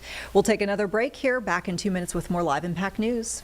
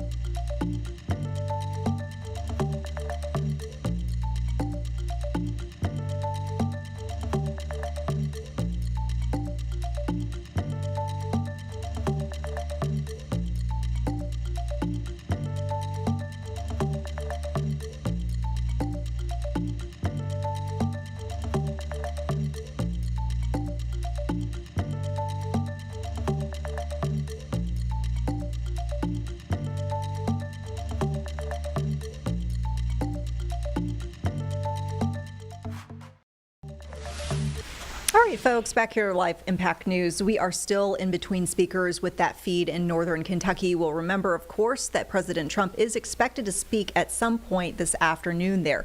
But in the meantime, we can bring you his briefing from the White House before departing for the Cincinnati and northern Kentucky area. So let's listen to that right now. They're hitting them very hard. This is 47 years of abuse and killing lots of people, killing and maiming lots of people. What is it, Peter? Mr. President, what more do you need to do militarily for this operation to end? More of the same, and we'll see how that all comes out.